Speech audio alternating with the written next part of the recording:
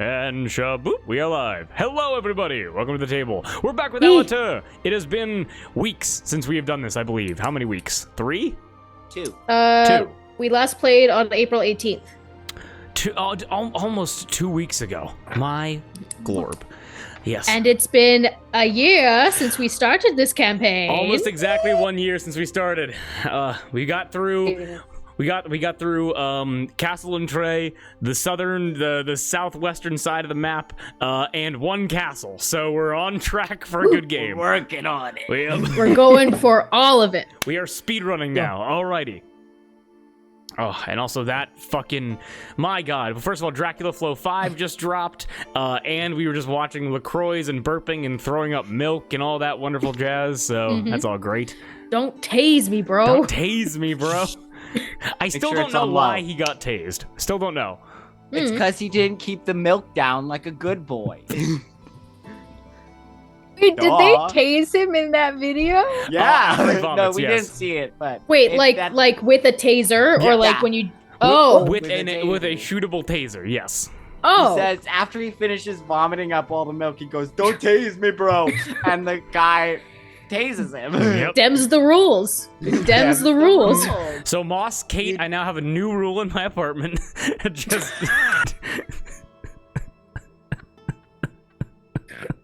So if we don't drink the milk, you can get your actual taser out. Oh, yes. Yeah. Drew, this is how you swiftly have no friends. It's a speed run. Just follow the rules, and I don't send 15,000 watts through your body or whatever. Dems the rules. Okay. My house, my rules.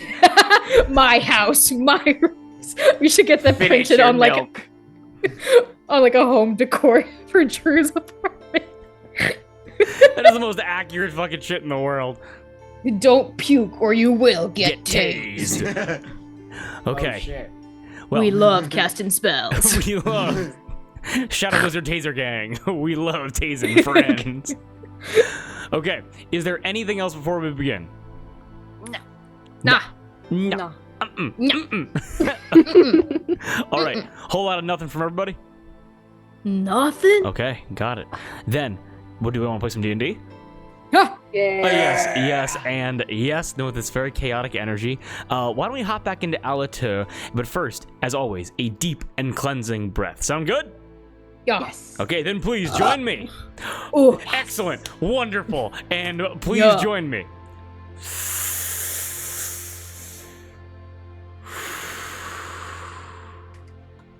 And everything after the breath is canon. And guys, you know it's gonna be fun, because I didn't write a recap. Kate, Yeah. would you like to recap the previous session? Excellent. yeah, sure, I'd love to. Oh, I'm sorry. Okay. No, it's okay. Guys, we're falling apart. Send likes and comments and subscribe. I'm going to see I'm Margaret. going to see Mark. Oh, Darby's dying. Oh, God. Hey guys, my seltzer. Hey guys, let's get serious. Okay, last time we saved the day. Yippee! We looted corpses. Wax is holding on to Sharieto's emerald diamond. Cherie took F's sword, but put her head back on her body? Ooh. What's that about? Scooby-Doop. We went to the library, where we learned a lot about, Wax found a map with tunnels that lead into Jolie Pierre, the Bassett Castle, where, Bierhaze Bassett and Higgy currently are, with some kind of weird-looking bat creature, which... Had little, like, painter garb on him. Yes. And through research, we pieced together that years and years and years and years and years and years and years and years and years and years and years ago, the noble houses of Allatour were run by animal folk. So maybe that's what's going on with this bat folk and with Sharieto.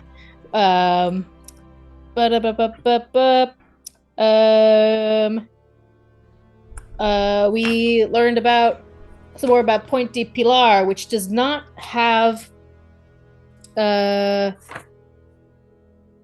which does not have a gem on the necklace of the pillars, which has 6 diamonds for 6 castles of Allatour, except for the castle with no name and Point de Pilar. Mm-hmm. Hathor read smut and took some for the road. And we got a long rest. Yippee! Also, by the way, there are... Oh, wait, fuck, there's more! No, shush, I have more notes. Also, one second. So there was a diamond for the castle with no name. It was just Point de Pilar doesn't have one. Oh! Yes. Oh! Well, I'll fix that in my notes. Just wanted to correct Anyway. that. Okay, so what else happened? Yeah, sorry, I have another 2 pages of notes. It's all good. Scooby-Doo-Boop-Boop. Shireen and Hathor talked about totally normal things. Wax talked to Marguerite, gave some advice regarding Cassiano. Wax wrote a letter to Cassiano, the Honorable Viscount. Hathor hooked up with unnamed Pavel guard, aka Private Theodore. In the chair room. Yes, in the chair room. It's very important. Mm-hmm. Which is now just a room. The former chair room. Exactly. Yeah, Exactly. former chair room. Yes. And then Wax took Speak with Animals as part of their payment from Alwyn, and that was where we left off. We are now leaving Herb Corte.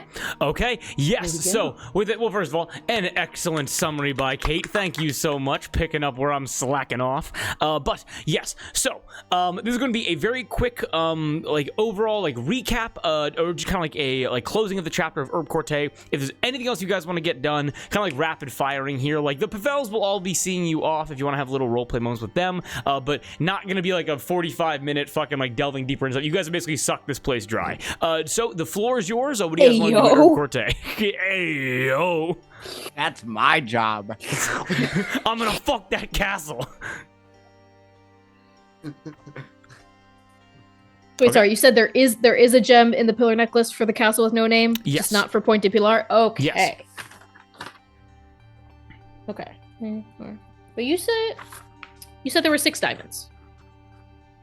I will check my notes. I want to make sure I'm not fucking up. I might have miscounted. We have all done it. Yeah. Last time I wrote no diamond for castle with no name. I will double check that. I apologize. Okay. Well, there had It's to. okay. Well, let's be honest here. You guys have put together the dragons and the diamonds and everything like that, right? You guys have put that together. That's known. Yes. What? Yeah. No. No. Yeah. Well, think about it like this. Winter Scott Key disappeared. He teleported away, and then the red dragon woke up in the castle with no name. You guys can pretty reliably connect. The diamonds equate to dragons somewhere within the castles, most likely. So there had to have been a diamond for the castle with no name. If I fucked up that number, I apologize.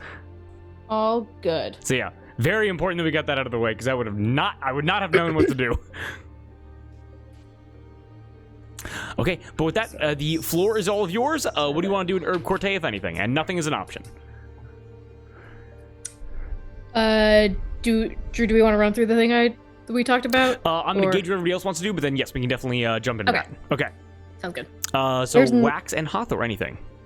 Nothing else specific for me. Okay. Are we gonna be doing a traveling episode today, or is it Somewhat.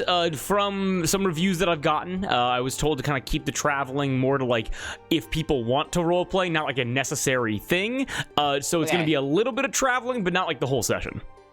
I think while we have access to a training yard, at some point Hathor would like to talk to Wax real quick. Okay. Then with that, we're gonna go through Cherie's thing real quick, kind of get that out of the way, and then we can focus on that. Okay, so Cherie, the floor is yours. Just real quick, I'd like to find the Pavel's captain of the guard, and go to the dungeons where they're keeping F. Okay, not a problem at all. You know your way around Herb Corte well enough that you can easily navigate yourself. You are able to come across, just kind of making the rounds, making sure all of his men are taken care of. You see a shorter kind of almost like a plumper figure, but then you realize this is like rock solid muscle from hucking hay bales and working with animals. A wide brimmed, like flat top cap to like keep his eyes out of the sun. You're able to see like whips and swords and daggers and axes kind of like scattered around him. He is a very well armed like farm man, and you are able to notice. You would know this as like Sir Jacob, just like the leader of the Herb Corte House of the Guard. Just writing down Sir Jacob. I will approach him. Sir Jacob. So Cherie, and he quickly gives you a very proper salute. I give the same to him. Okay. I wanted to speak with you in regards to the prisoners you retrieved last night. But of course. So you are aware we are planning on burning the body of the werewolf. First and foremost, just to ensure that there is no resurrection there. And we are, if under your command, we were planning on burning the corpse of the true vampire as well. So I know that you had some conversations with the guards attending her cell, and seemingly reattached her head to herself. Yes, I'd like to make a formal request to allow the true vampire to regenerate, as it were. He looks a little bit taken aback, and kind of like drops like there's a certain level of like professionalism here, like between captains of the house guard, and he kind of like drops and just kind of like goes, "What would be the purpose of that? She is an enemy." Is it not more of a punishment for her to sit in captivity than get out through death? Make a quick roll really quickly just for this dude. He goes, "Well, I am certain that we may be able to find some cold iron manacles, perhaps even line the bars of her cell with different kind of like garlic and salt layings and lines to make sure that she's unable to escape through magical means. Perhaps, but my understanding is that," and he kind of points to your side where you were wounded in the battle and goes, "She tried to kill you, and the Marquess as well." Yes, I'm not asking you to release her, Sir Jacob. Strip of her armor, strip her of her weapons. But if I may, again, impose upon you to insist that she keeps the sending stone on her person. She could still have valuable information that could aid you in your fight against the Coven. Yes, that is precisely my intention. He looks a little bit confused, but do me a favor, give me a persuasion check with advantage. Okie dokie.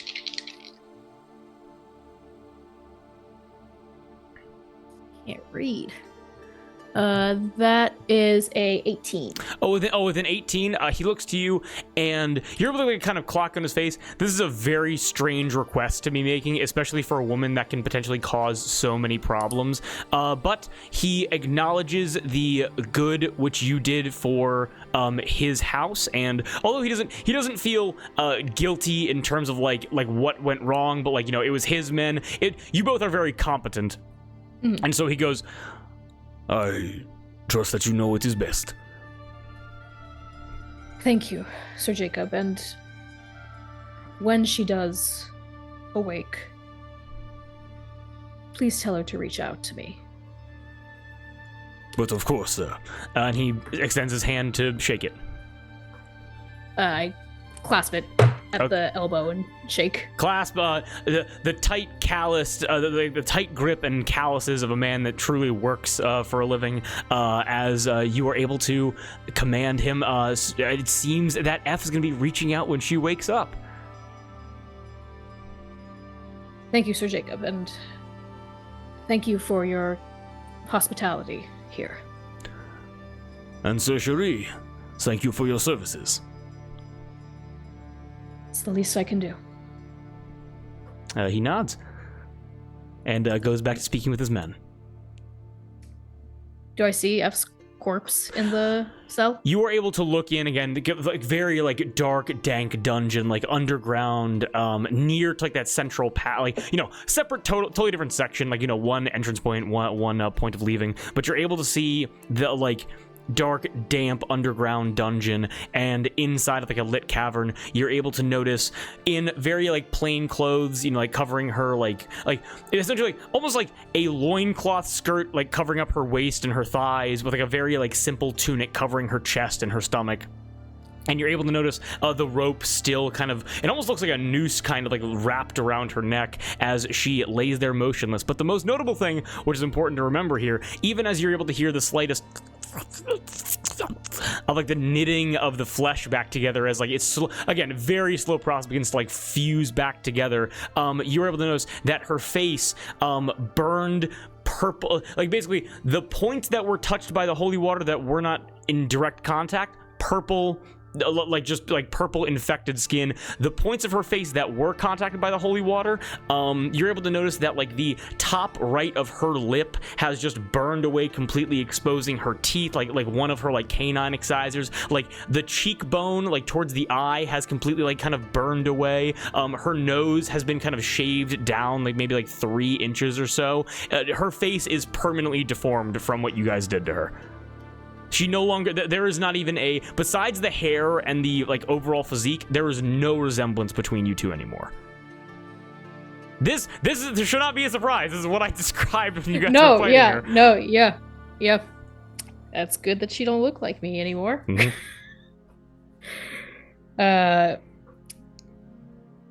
Yep. Get out of here, bug. Sorry, I should be thinking of a Dracula. What is it? What is it? The bugs are back. Sorry.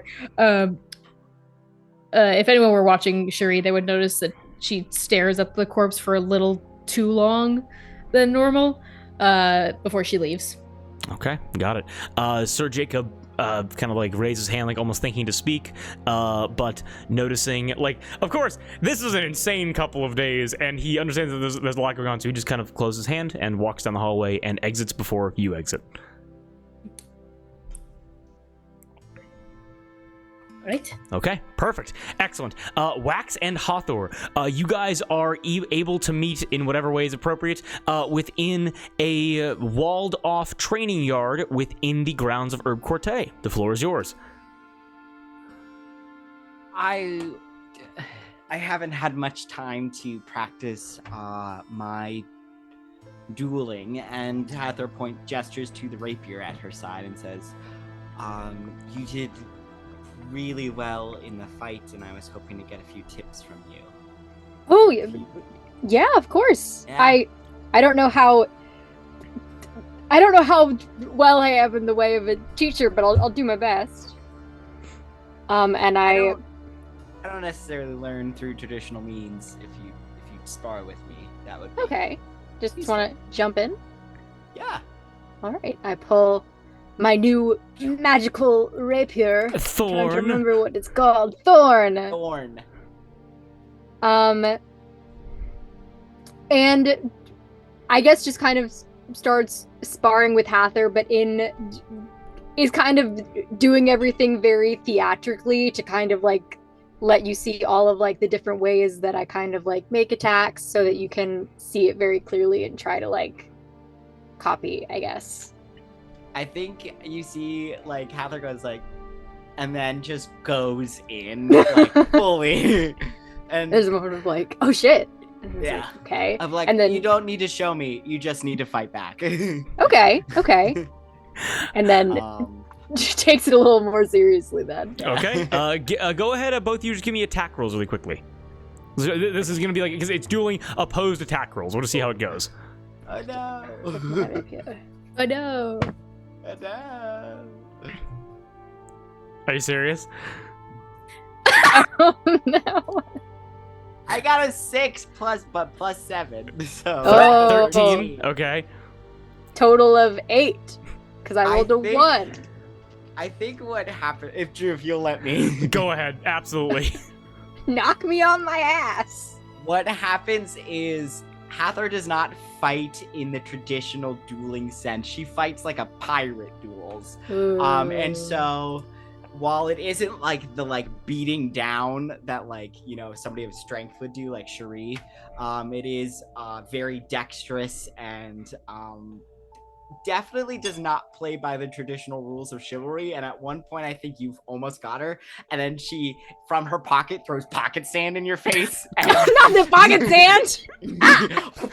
It's like a spell component. It's like peppermint dust or whatever. And then trips you and puts your blade. Yeah.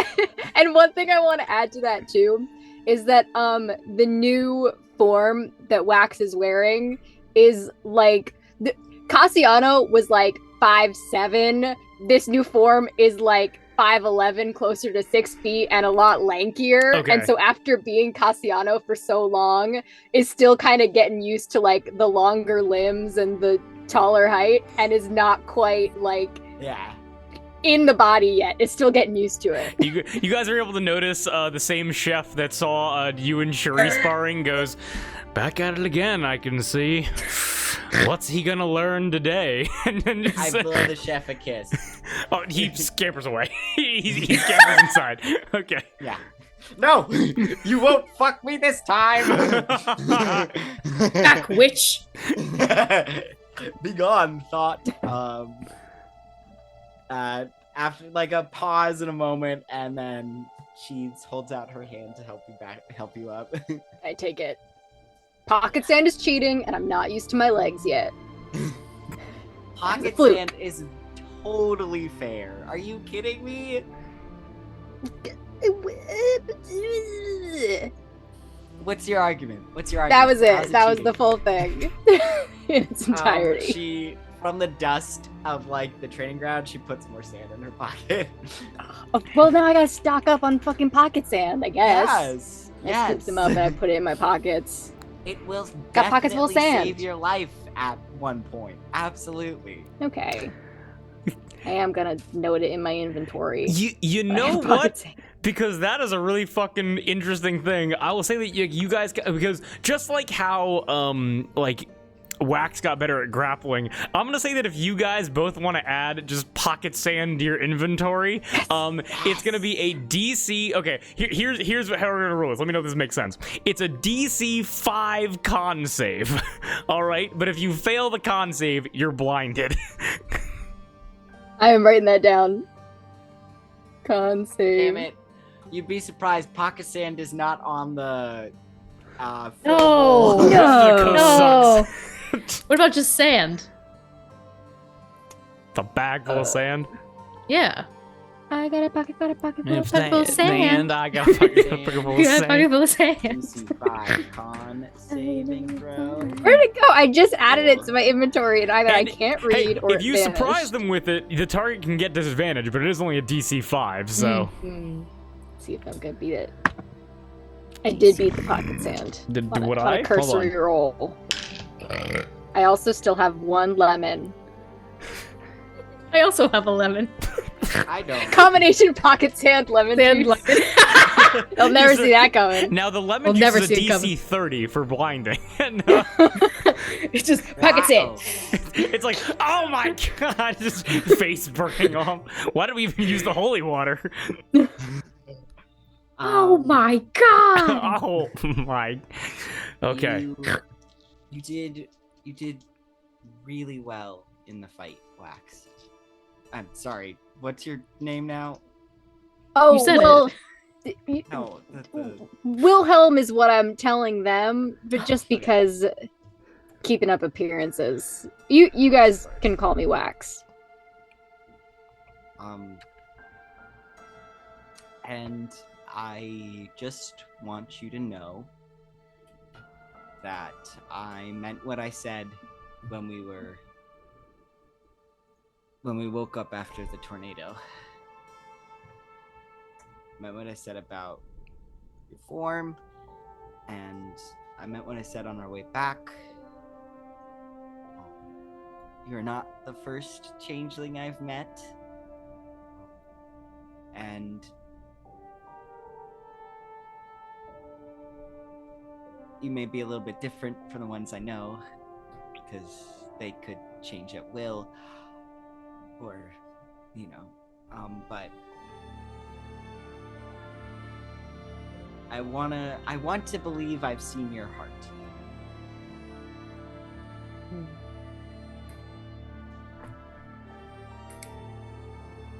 And I'm excited to see if you're at all different from the Cassiano that I knew before. Those are some very kind words, Heather. From me?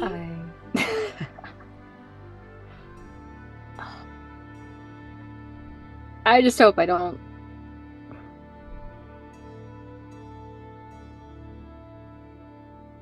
There are some times that I was being a shithead just to be a shithead because I was Cassiano and I could, but I'm not gonna lie to you. What that doesn't mean that Wax can't be a shithead too. Oh, I'm fully expecting it. Yeah, but I will do my best not to let you down.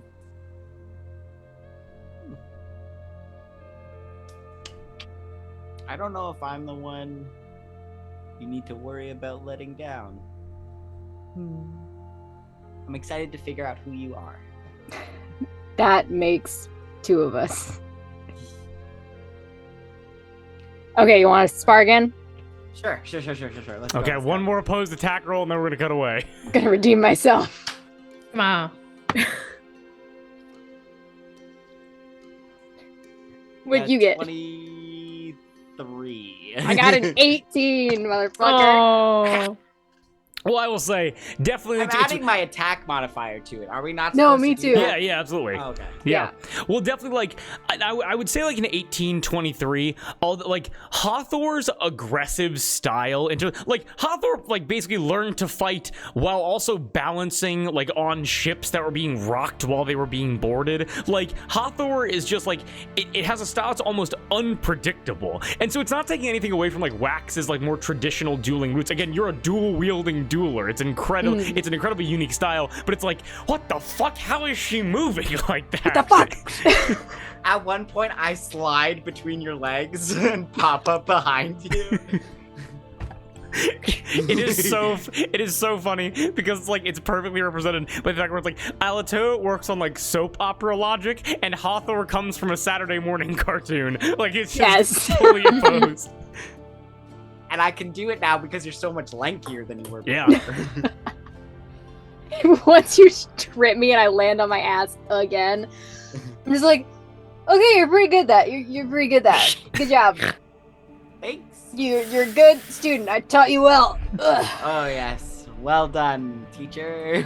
Well, some things change and some things stay the same. Smoking chef has returned. Did you come back? You're gonna give me a complex. Complex of what? It seems pretty simple to me. Just don't get hit. I'm sorry, I just read that if you pull pocket sand on Shri, it's over for you. I throw Shri pocket will sand. take it fully to the face and be like, "What? What was that? What are you doing?" You throw pocket sand at the chef? I throw pocket sand up into the sky at the chef, and it falls back into my eyes. I'm like, ah, fuck! Ooh. I replenish my pocket sand from the ground, as well as my dignity. Hey, I will give you as much pocket sand as you possibly want. If you guys want infinite pocket sand, I'll allow it. Infinite pocket sand. I Infinite help pocket sand. Wax. I pull him back up to his feet, and I help him. I help him wipe the dust off himself. Thank you. I should do tell the you. thing. I grip his face and use my thumbs the way a No. mother will wipe. While you're dirt doing on it. that, There you go. While you're doing that, I say to you, I should tell you too, you were also quite impressive in the fight. You were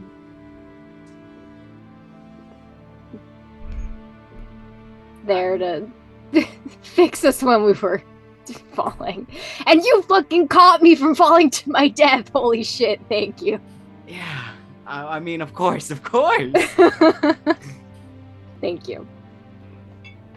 Yeah. It's the kind of person I want to be.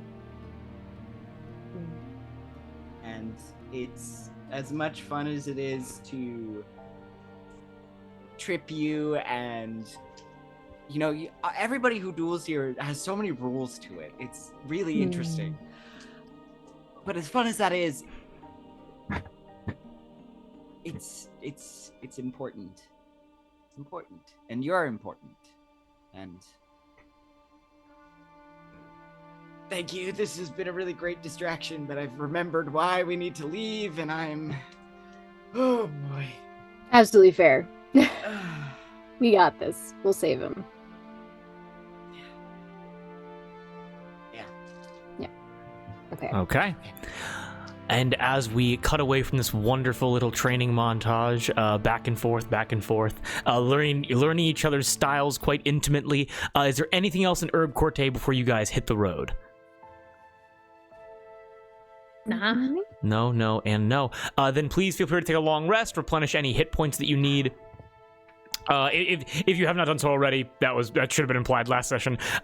And you guys are able to meet up, if it is all right, meet up at the external gates of the town leading to the path of the chicken outside of Herb Corte towards the outer walls. And you have people working to tack and saddle your horses and steeds and provide provisions and whatever other supplies you may need for your several days travels going to Col de Vertebral. Get a pair of nice pants. Not nice in the sense that they're sturdy. They're more like shorts, actually, but like the inside of the thigh is like a rougher fabric, so I can grip my broom better. You see, just like one tailor goes, okay, so you want chaps, but like shorts? Yeah. Okay, yeah, no problem. He just takes a hacksaw and begins sawing the legs. Can you sew the edges so they don't fray? You want me to sew down? Oh, I got you, no problem. You immediately, like needle and mouth string begins doing that for you. You're really good at this. Thank you. Yeah, I've been working at tanning for most of my life, and so I've been seeding horses and kind of manufacturing riding equipment for the Pavels and for the common people of the town. Alrighty, good thing to be proud of. Mm-hmm. Yes, I hand you a pair of chaps shorts. Here's your money. Bye. Yeah, thank you. All right. Shorts. Anything? Oh yeah, that was just as stupid as I knew it was. Anything else from anybody? I'm going to summon Pinecone. Yeah. My beautiful boy. And when I say goodbye to the Pavels and everything, when I shake Owen?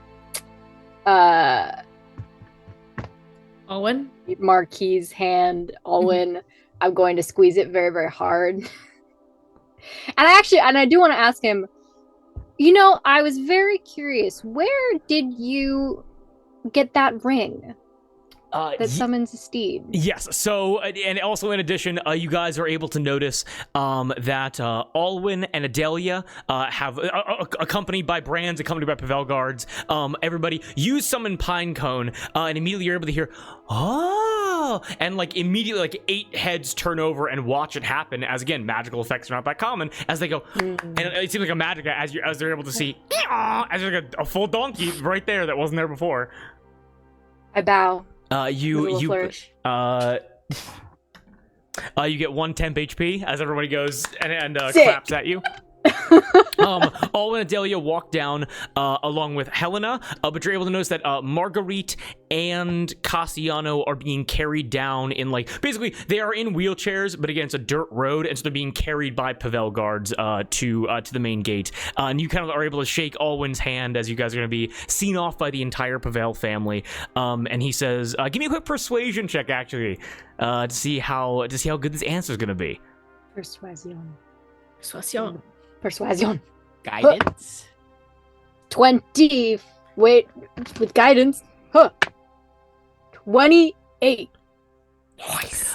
Alwyn shakes your hand back, and he says, I'm gonna do. Okay, so with the persuasion check that good, you're gonna get an honest answer. I'm gonna do a quick history check for him, just to see. He's not gonna get advantage or anything. This again, not very good history, but I'm just gonna see how far back he can track back this ring.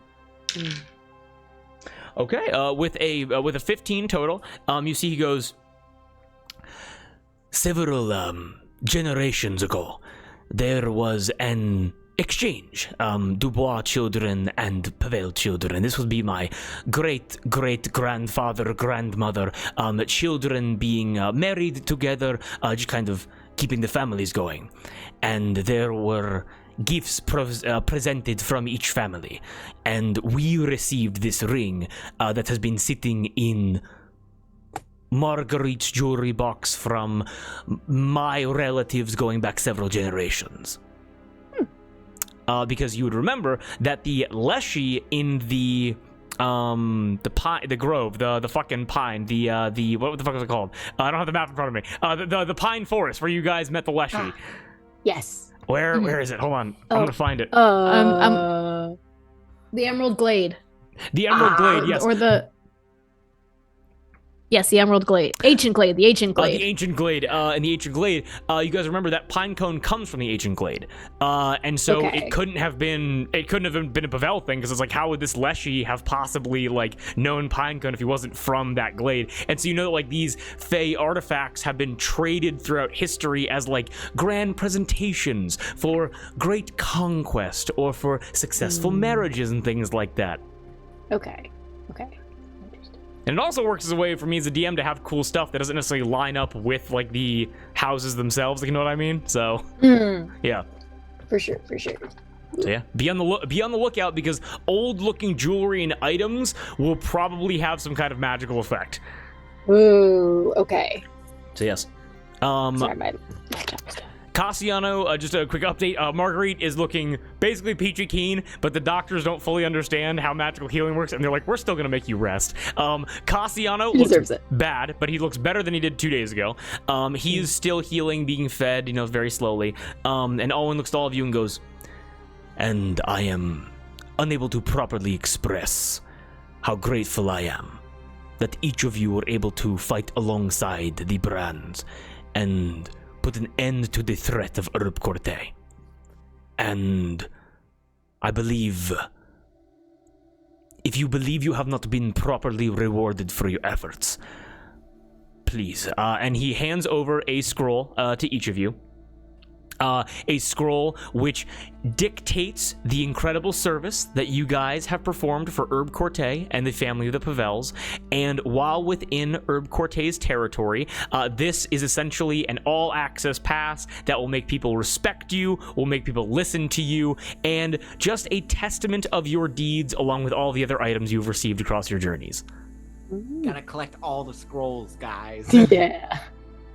Got one from the castle, we got one from here. Yeah, what's up? I was just gonna say, thank you, Marquis. That is very kind. He nods to you and goes, like, the last thing he says to you, Wax, is, you have impressed me with your service. You will certainly have recommendations in the future. I appreciate that. It's been, well, we did business. That's all I'll say. Marguerite is behind him. He says nothing, and he goes, and he turns and walks back to the opposite side of his wife. Helena runs up very quickly to all three of you and goes, kind of runs up to you like Wax and Hawthorne more than anything, and goes, you guys like totally saved my life from a werewolf. You guys did a great job. Thank you. You did a great job. We might have saved your life, but you didn't die, and that is great. Wax doesn't know how to talk to children. You see Marguerite kind of cock her head a little bit. He says says it and winces, but is trying to stay smiling in case that will make it not sound bad. She goes, yeah, very happy that I'm still alive, and like looks over to you, Allatour, and goes, and I saw you like catch that guy as he got like chucked out of the window, like by the werewolf. That was super cool. I mean, yeah. When you grow up, you can be anything. No, I'm gonna do it quick. She goes, I already have Sir Jacob teaching me how to fight with wooden swords, but for some reason the rapier and dagger in my room are missing. I don't know where they went, but I was hoping to train with them, but maybe I'm gonna get better ones to train with a little bit later on. Oh yeah, you have a wealthy family. You'll be fine. Yeah, we'll be totally cool. But yes. But yeah. Oh, and then finally like, runs up to Sir Cherie and goes, and she kind of like straightens her back a little bit and goes, Sir? Princess Knightley? It's Prince Knightley, excuse me. Excuse me. May I please be forgiven, Prince Knightley? Execution has crossed my mind, but I shall let it slip this one time. And she runs up and she gives your legs a super big hug as you hear her say, I heard that you saved my mom. Pats her head. Yes, understandable.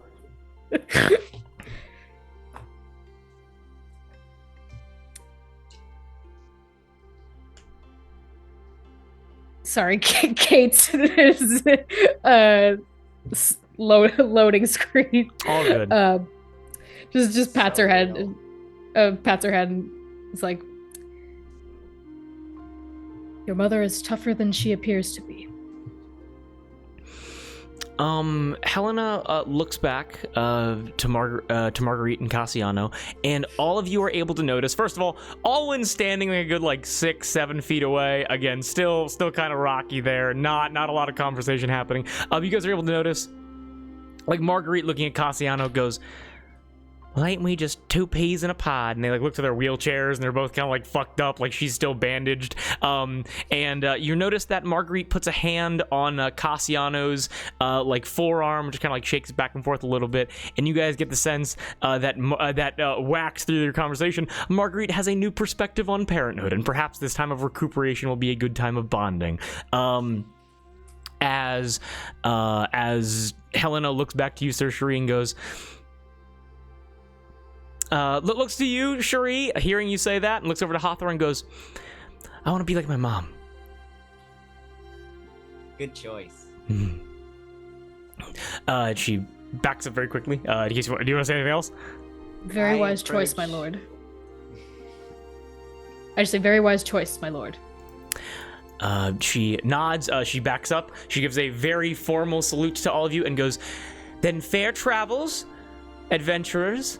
And of course, if you are ever in need of anything, please, Herb Corte and all of its formalities and supplies are open to you. Salutes back. Thank you for your kindness, Lady Helena. Helena nods, and she runs back over to be with the rest of her family. Margaret, with that, I will really quickly. Yes, what's up? Really quickly, just want to approach Cassiano in his wheelchair, and I'm gonna kneel down. I'm gonna kind of sit like this. Okay. Real quick. I'm just gonna squat down real quick so I'm eye level with him, and I say, "It's been great traveling with you. The memories we've made along the way, I'm sure we will share forever. And I do hope you remember all you've learned from it too." And I hold my hand out for a handshake. He he does that thing where it's I usually get this when it's older people. Let me know if this makes sense. Where you hold out your handshake and it's very clear that you're shaking hands with. It's a womanly handshake in the way he tries to grab thumb on knuckles, kind of almost pressing your the top of your hand to the sky, very kind of formal gender role kind of stuff. But you're able to hear him say with a 17 maturity check, You saved my life. I'm sorry for what I said to you. Hey, no harm, no foul. Just remember to learn from it. Hawthorne, again, empathizing with anybody, your passive wisdom is high enough that you'd be able to look at this dude and know that, like, it's still a long road, but you get the sense that it wasn't necessarily the suffering that has, like, changed his mind, like, started him on this path, but you get the sense that, like, just being around his mom and just kind of having a positive adult figure has slowly began to make cracks in this, like, shell of a party boy that was covering up his soul. Know what I mean? I want to just, in, like, a mimic of, like, a kiss, just put my cheek to his cheek. You do that. You're able to feel a hand very, like, lightly grip onto your shoulder as he just says, Thank you, my lady. Thank you for everything. And I'll just whisper in his ear, and I'll just say, "You have a second chance now. Be free." He nods. His hand falls away from you, and you're able to. Marguerite kind of looks over and goes, "Lady Hathor, thank you. Thank you for giving us this chance." It's what I do. Big nod there. Adelia has stayed back if anybody wants to say anything to her, but she stays back, smiles, and you're able to see she's in her, like, proper posture. Wax, you would know, like, the facade is on as she's being very formal and very quiet. I give her a wave. Fair travels, man who I met yesterday. It's a pleasure to meet you yesterday. Indeed. Looks around. Anything else? Okay. Then in Allatour custom. Hathor winked. Who winked? Hathor winked. Oh. Give me a quick persuasion check. I did.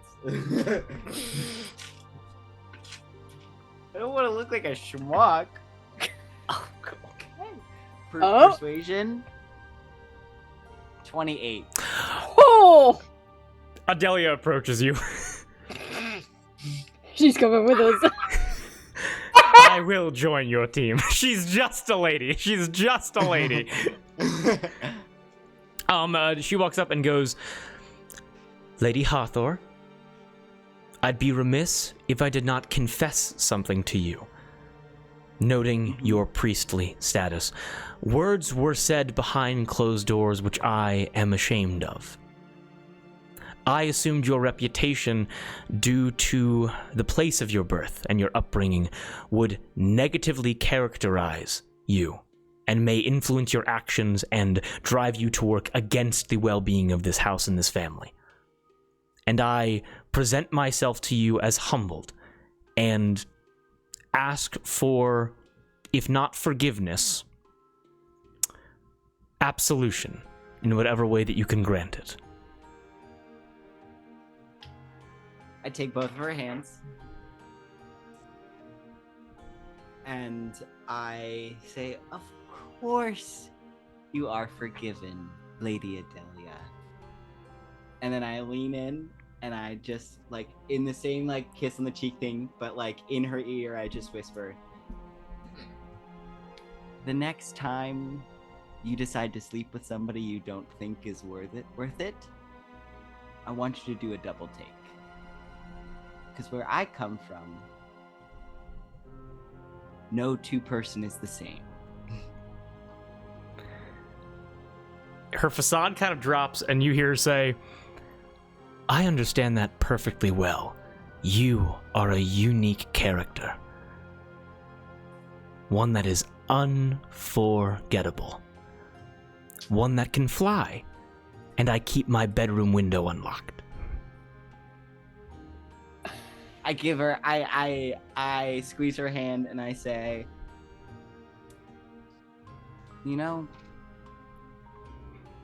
Some say if you pray hard enough, your wish will come true. And then I let go of her hands and I walk away. And with that, is there anything else that wishes to be said to the Pavels? Nah. Then with that, a wonderful cast of characters as the gates to the path of the chicken begin to open up. You guys are able to notice, like kind of looking down, that the immediate dirt path outside of the castle, or like, you know, just the immediate roads outside the castle, you know, they're like rough stones, kind of like Roman style. It's large swaths of land, but you're able to notice deep paw prints in the earth where havoc and chaos escaped into. As again, they are still roaming around and to be dealt with a little bit later. But with that, Cherie, your massive black workhorse Minui, we have Wax on Pinecone, and we have Hawthor on her broom. Do you guys head out? Yeah. All right, and with that, as Alwyn kind of like signals, the Pavel guards all begin saluting. You're able to notice the townspeople all begin waving. You're able to watch as Adelia, Helena, Marguerite, they all pull out handkerchiefs, and Cassiano, Weekly, Alwyn, are like they both raise their hands to give like a very formal like wave goodbye. As you guys begin your journey north towards Col de Vertebral, correct? Yeah. Yes. Okay, perfect. With that, you guys are able to begin riding, and you guys, after maybe like 5 minutes of traveling, you're able to hear in the distance as the wooden gates close, just like the chapter of Herb Corte. Perfect, wonderful. Ooh, well done, guys. You know, We did it. we're going at like a regular place, so Hathor just kind of like, she's like, when you're a kid on the monkey bars and you hang from your leg, she's just hanging like that way on her broom, slowly like gliding next to you guys. So yeah, you know, we almost died, but in general, I think we did a pretty great job. Well, we didn't die, We didn't die. so win. Yes, I think we did more good than harm. I always like to say, leave a place better than when you found it, or at least more interesting. That I think we did. Yeah, I'd say so. Okay. When it comes to this bat situation, do we have, I know we're going to enter through the caves and everything, but once we do get there, do we have like a plan?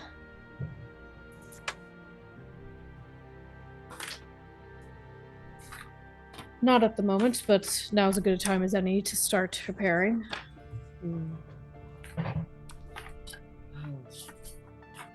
Well, I mean, it's a bat, so I guess loud Echolocation. noises, maybe? Because they use like the echolocation, so they've got very sensitive ears. Yes, I'm sure there's something to that. Oh, you know what? Oh, and Oh, sorry. What's up? That was Oh, three you people go. trying to talk at once. So Moss, go. What's up? I have that silent spell again. Maybe rather than loud noises, we just That's a very good idea. silence. Maybe we can also do blindness at the same time. I can do those at the same time. Are bats not naturally blind? I don't think they are. I don't know. Let me fantasy Google it. So I believe so bats actually aren't blind. They're just sensitive to light because like they've essentially adapted. okay. Well, okay, sorry. Not all bats. The types of bats that have adapted to live in caves have worse light sensitivity than like vampire bats that are like out like in the forest, basically. I believe. I might be wrong about Cave that. bats. Yeah. Okay. And perhaps if anyone has any forms of illumination that could help us. I knew I should have taken that light cantrip when I started my priestly duties, but no, I wanted to get mending because I always fell and ripped open my knees. Oh, My knees. Not my knees. You mean this? And Shuri touches the shield from F and casts light. Oh, right. Apologies. Good job. That's That's good. Anti-bat shield. Shuri, as you cast light on the shield, you're able to like what does that look like? Because it comes from her celestial legacy as an ASMR, so I think it's just a very like none to do with it. She just like touches it and like a like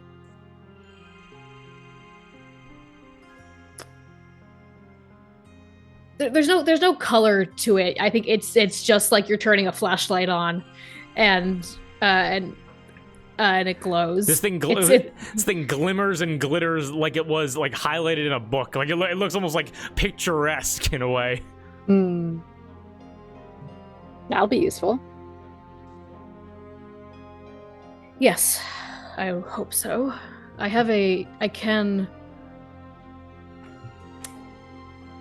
can do this on a stronger level, but I won't subject the two of you to that. I'll save that. But if they're weak to light and if we cancel out its echolocation, I think that's a start. Gotcha. We mean to extract Lord Bassett and Higgy, yes? Yes.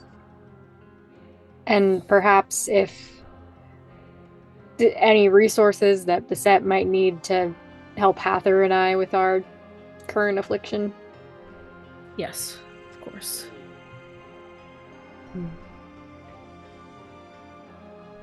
Okay. Then we have a semblance of a plan. Yeah. Yes, we have time, and perhaps we can discuss with the locals of Col de Vertebral of what they know of the castle. If they've heard from Lord Bassett. Is Bassett, like,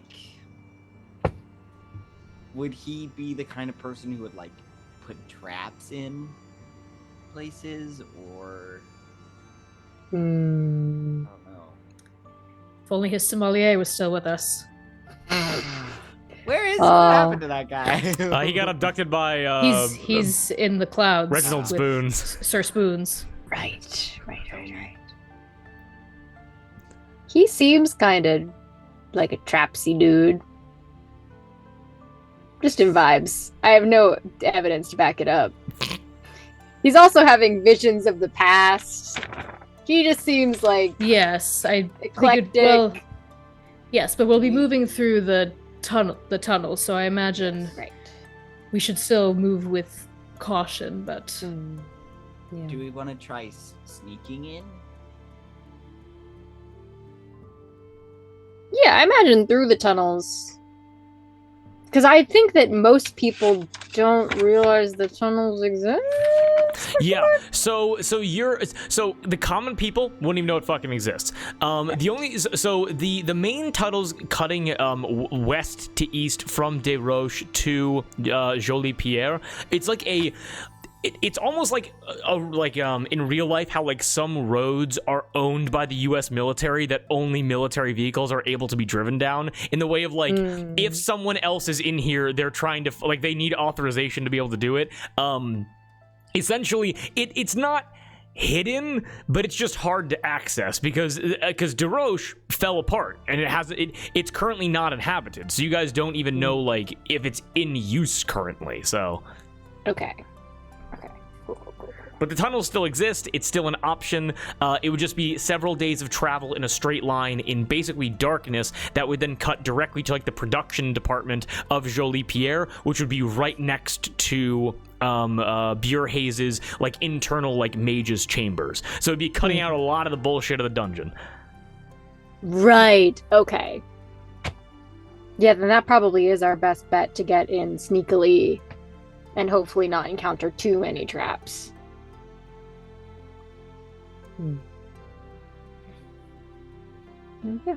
Yeah. Okay. There we have it. Plan. Yes. All right. Plan. Killer.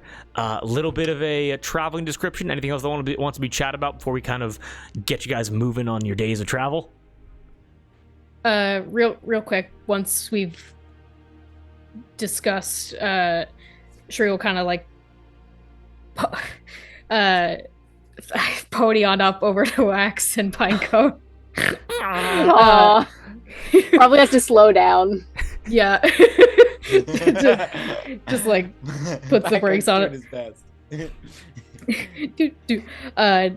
As we're on the road, wants to pull Wax aside for a hot sec. Mm-hmm. You were compensated for your work with the Pavels?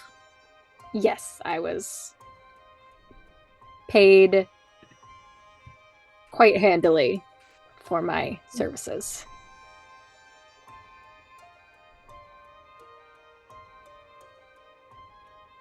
Anything else?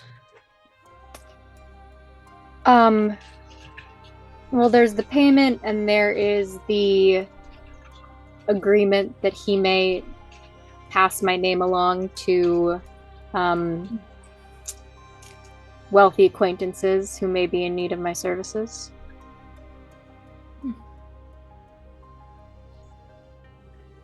And that is work you want?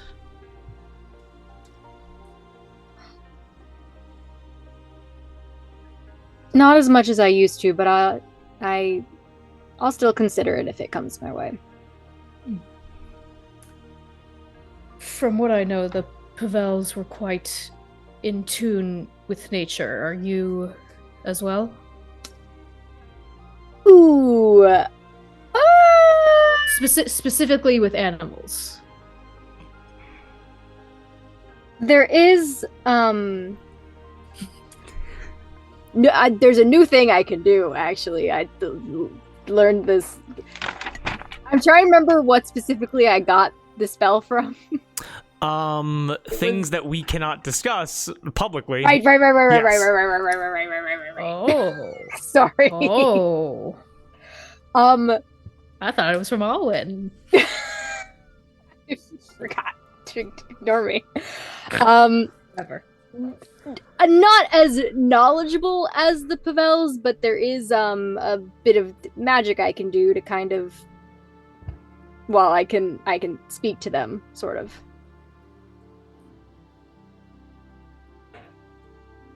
That would be quite useful in our travels to come. Oh yeah, maybe I can talk to the bat.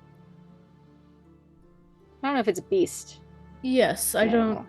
Or it may be like Pavelaqua and maybe humanoid in a sense. Right. But with that, may I implore upon you a favor? Depends on the favor, but give it a shot. Would you be amenable to testing out this new feature on a traveling messenger pigeon or bird? Yeah, sure. Shouldn't be a problem. Like a specific one? Or like, do you just like pigeons? I've only seen pigeons carry messages. I have an urgent message. I need to get to the LaCroix, and I need it to be done on my own terms. Yeah, I can give a pigeon a stern talking to. Until you go exactly where you need to go. And nowhere fucking else. Or I'll find you. And I'll make you regret it. And it'll understand me. I've never seen this kind of magic work before. That sounds sound to me. Yeah. I mean, I'm pretty new to it. So I hope that's how it works. I imagine so. You can be quite persuasive. I can persuade a pigeon.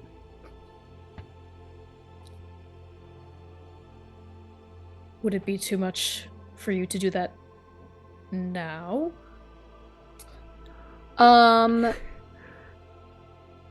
How? I don't think so. Do you just have like a pigeon with Yeah, you? Cherie's pet pigeon that she's had the whole time. Are we just gonna catch Their her name from the is sky? I'm unfamiliar with this magic. If we're on the road, if we were to pass a flock of birds, perhaps you could reach out to one.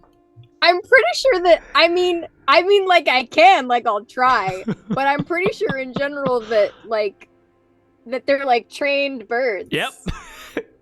Like they're not just from the wild that you snatch them and you say, "Go." I think it would just take the message and leave. But I'll try. I'll talk to him. I'll see if I can. I've never- crazy I- piece of jewelry. they put this paper on my leg. I'm freaking out. Oh, wait, I see. So a bird that I've never been part of this process of carrier pigeons. Okay. It's not my department. I would actually, the more we talk about it, the more I would love to try and snatch a random pigeon and like tell it how messages work and see if it can get to Castle LaCroix.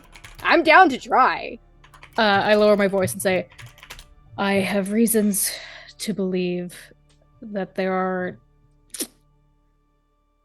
inside forces working against the LaCroix, so I wish to not use sanctioned carrier pigeons from other castles. I see. That is a wise approach, I would say. And I am definitely willing to try and make this work. But there is the possibility that your message may not make it there. But it's worth a shot. Just know that whatever it is that you're putting in this letter, it still may not reach the right hands. But just for like failure reasons rather than subterfuge reasons. Of course. But yeah, let's hunt down a bird. Give it a shot. Nature or animal handling check, please. All right. Would you like the help of the person who can fly to help catch you a bird? Animal handling -2. Nature +0. Oh, Animal handling. Can I give someone the help action? I have a +4 to nature and a +2 to animal handling. Ooh. Bestie, I will help plus- you. Yeah. Pigeons aren't fey fiend undead, right? No, just regular ass suddenly. That I don't get advantage. Well, but Wax is helping. I'm helping. Okay. I'm keeping an eye out and also staying away. That's the most helpful thing I can do. Okay. Is to not interfere. That is an 18 nature check. Okay, with an 18, as you guys are riding for your first day of travel, it's gonna be several days. Just gonna give a description of like where you guys are traveling. So you head like northwest along the path of the chicken, and again you're going like you're staying on the road, kind of cutting through like the grass sea of lands under the protection of Herb Corte. It's a grassy sea that I can assume most of you can't wait to not see for a very long, long time. All the fucking time you guys have been riding through this place. So yeah, Path the Chicken cuts through these like wide grazing fields, and you're able to notice like large industrial chicken coops and like smaller farms and scouting houses along as you guys like kind of taking it day by day. And like your evenings, I'll leave it up to you guys. Would you guys rather like camp out like in the grasslands like underneath the stars, or would you rather like use your newfound reputation to like ask these like smaller farms to like host you for an evening? Well, the choice is yours. What are we thinking? I think farms. I think we've rough rode it enough for Yeah. for a season. Yeah. Okay. Sleeping in beds with our fast passes. Yeah, absolutely. You guys are able to like go to very kind of like smaller farms. You know, a grandfather, like a couple, and like 4 kids, kind of like all tending like their chicken farms. You guys are able, if you guys want to roleplay, let me know if you want to. You guys are getting in regardless, but I'm just giving the option. So We just kind of flash the papers.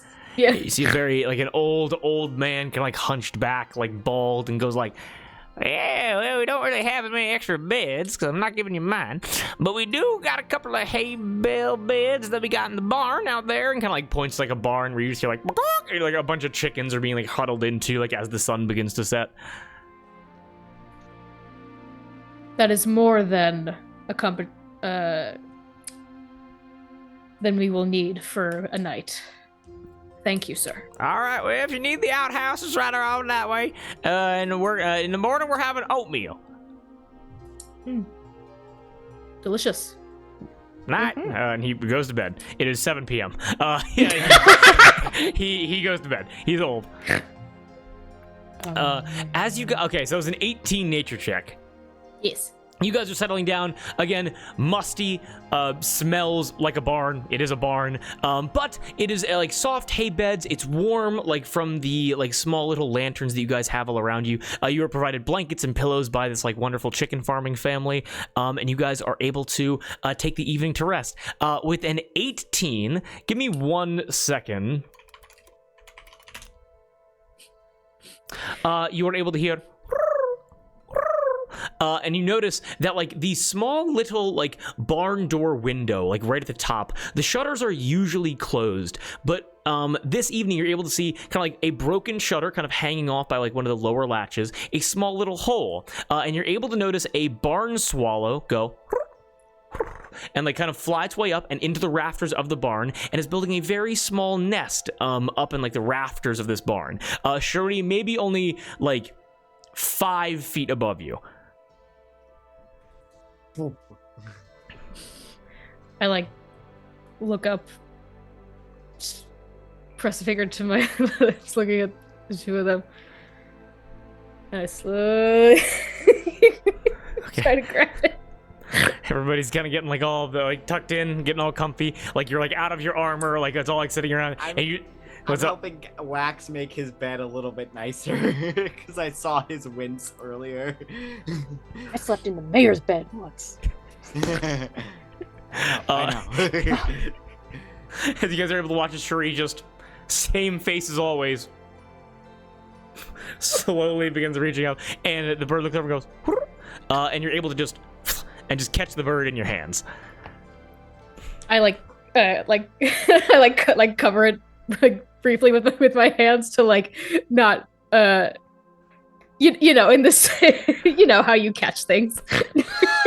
Okay, got it. Yeah, like the giant kid caught you. Yeah, exactly. And I bring it down and over to Wax and just I keep a grip on it, but I just slowly like uncover it to not startle it, and I like stroke its back. Yeah. Just like the back of its head going down like its tail feathers. Yeah. Just keep it calm. Okay. I'm going to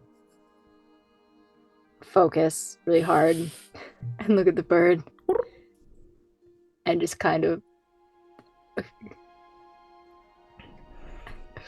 Wax has not cast this spell before, but so kind of like puts a finger on like top of the bird's head and focuses really hard.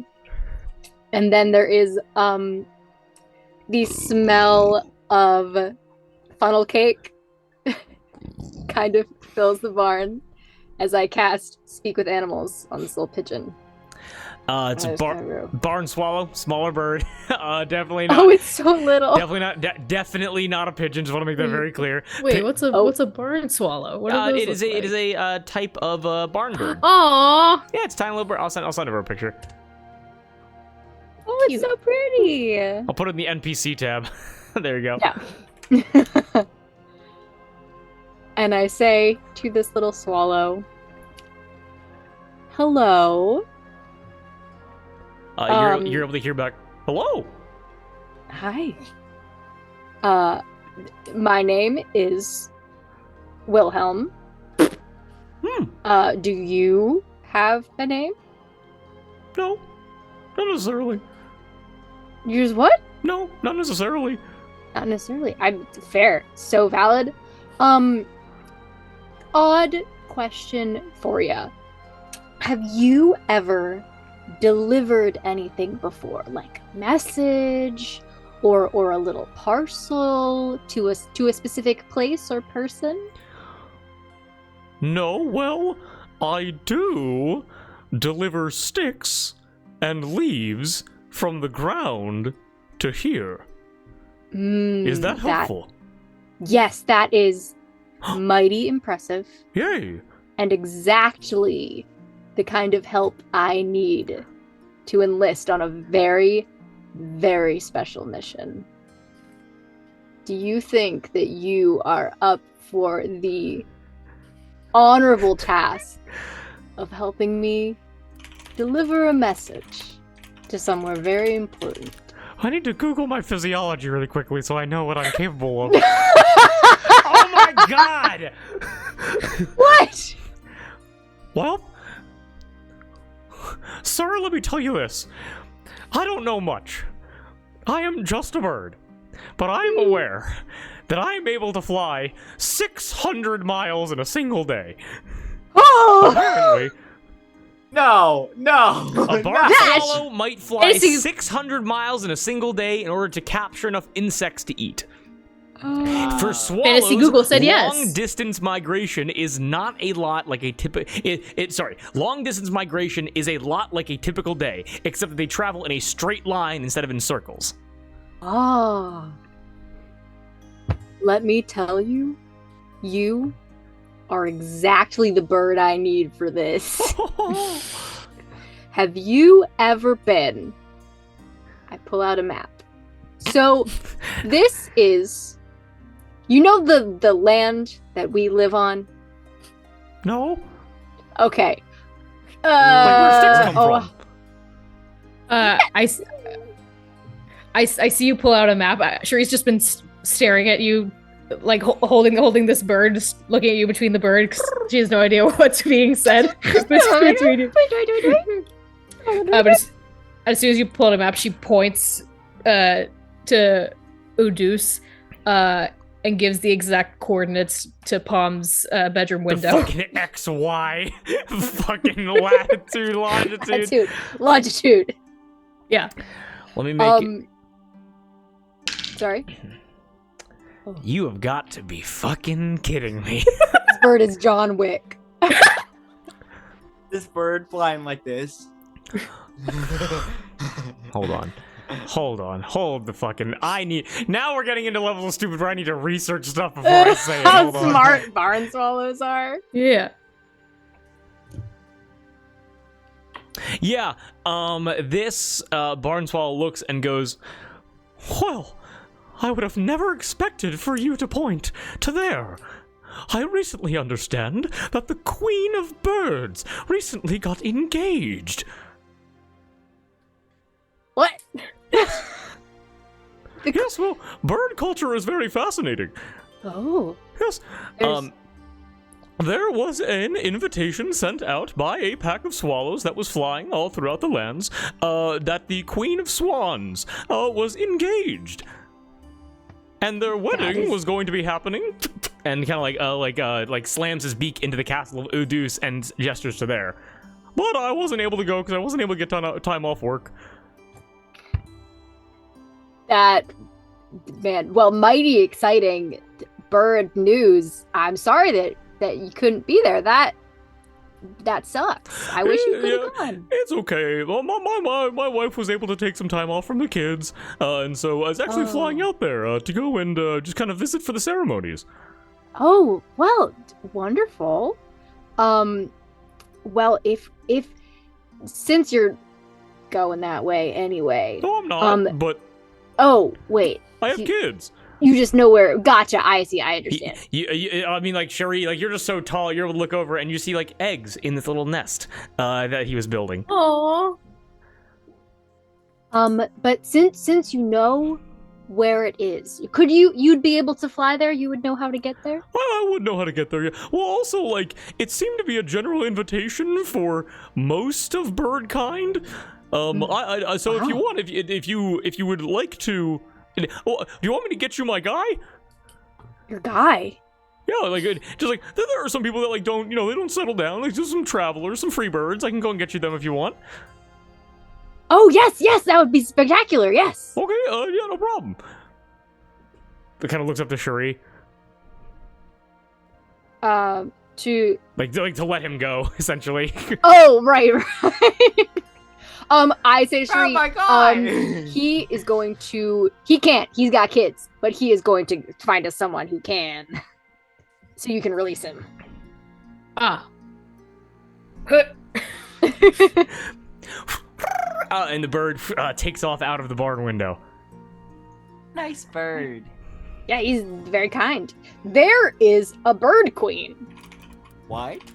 She is a swan, the queen of swans, and she's engaged. And it was, I assume, part of the ceremonies at, or I guess not at Castle Utrecht. It's at Castle... Did it already happen, or is it going to happen? It already happened? The invitation was sent out. You have no idea if it already happened or not. Gotcha. Well, it seems like birds have culture. And they invited just all birds to go to this party. But Interesting. Okay. You guys are then able to hear a very heavy, like a very heavy flapping of wings, and you're able to see this like swallow comes up, kind of gets into the nest, like maybe like 20 minutes goes by, and you're able to hear as this massive goose like tries to like clamber, kind of like sticks his head through the window and begins like kind of like beats it off of the hinges, and then kind of and lands lands in this place, kind of. hi. I'm trying to remember for Speak with Animals if I have to cast it on each one. I think it stays up. It's for a certain amount of time. It's not just on one creature. So. Yes. It's all stays creatures. up, yeah. Okay, sick. Hi. What? I don't know. Did our little... Oh, hi. What do you want me to do? So did our little barn swallow friend kind of explain vaguely? Yeah, Or- I mean, he told me that I was going to have to make some kind of long journey for people I never met before. That's the goal. So we were hoping... I show the map to Cherie for her to point again. We were hoping you could bring a message to this spot. He kind of like bites the map with his like serrated like swan teeth and kind of like tears at it a little bit. Swans are just assholes. They have a very bad temperament. It's known to be. Like bites at swan, it. not a geese, not a goose. Did I say goose? Did I say goose or swan? Yeah. You did say goose at first. They're both fucking dickheads. Yeah, sorry. It Yeah, is a fair goose. enough. My apologies. Make sure I get goose physiology right. I'll say, do you have a name? No. Okay. Cool. And I hate that. And I hate That's you. fair. Sick. This thing is fucking mad. This thing is angry. Yeah, it makes I sense. cast calm emotions. on this goose. I say out into a radius, and I just say, "Hey, buddy, it's all good. It's all okay. Here's some food. Take a breath. You're doing Oh great." no, don't feed it. his fat sides kind of go out as he like sits down and he goes, "Man, I'm sorry." Aw. Thank you. I appreciate that. I accept your apology. I'm just hungry, and my teeth are serrated, and so I bite my tongue a lot. Oh, that does. Oh. And I have to sit in water and fish and nip at my feet. So I'm sorry. It's just not great. No, I'm sorry. That sounds like a rough go of it. Well, this could be a nice vacation away from it all. That's true. Go on a little trip. I'm gonna Meet be able some- to see the Queen of Birds. I Yeah. mean, usually at least in bird culture, it was understood that she would go throughout the lands and select the bird that can fly the farthest and the fastest and can dive the deepest, and then marry him and bring him into bird court to rule over all of birddom. Never came to my door. I can't fly fast. I can't dive deep. I'm a fucking goose, man. I don't even got a name. How do you know marry a guy that doesn't have a name? Do you want a name? Do you want to give me a name? Yes. What's my name? Will call you Norbert. Norbert? What's your name? My name is Wilhelm. Wilhelm Norbert. It's gonna Like the be the bear. ultimate buddy of friends. Ultimate goose and whatever the fuck this lanky dude is. Cool. Yeah. Okay, Thank I feel so connected with you right now. We're good. This is forever friendship. Cool. What I need you to do. So we are going to attach a little bit of paper to your leg. And this is the message. This is the very important thing, that it needs to get to this spot. And I don't want to freak you out. I'm going to change real quick so I can show you the person it has to go to. And I'm going to transform into Palm. Shit. You're not Wilhelm anymore. I'm still Wilhelm. I just look got different. negative intelligence, doesn't fucking understand anything that's fair. happening. And I say, and so the message needs to go to this person and this person only. Anyone else tries to take it and read it, you get to bite the shit out of that motherfucker.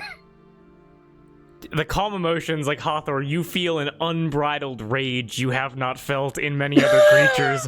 Like it's like fucking Voldemort and Harry Potter as they're I can't hold on. Wait, what? Just so you know, you have about 10 minutes of this before I have to cast it again. He just goes like, "It's great, man. That's great. My name's Norbert now, and I'm able to go to a fancy wedding of the Queen of Birds. And she's gonna see how far I can fly. Yes. And she's gonna watch me eat so many berries, and I'm gonna Yes, dive Mom. so deep. Yeah, you will. Yeah. So I'm gonna. So yeah. Okay. And you want me to give it as anybody other than this tall-looking you right now? She's got the Yes. hair and the face. Anybody other than that, I'm gonna bite the shit out of them.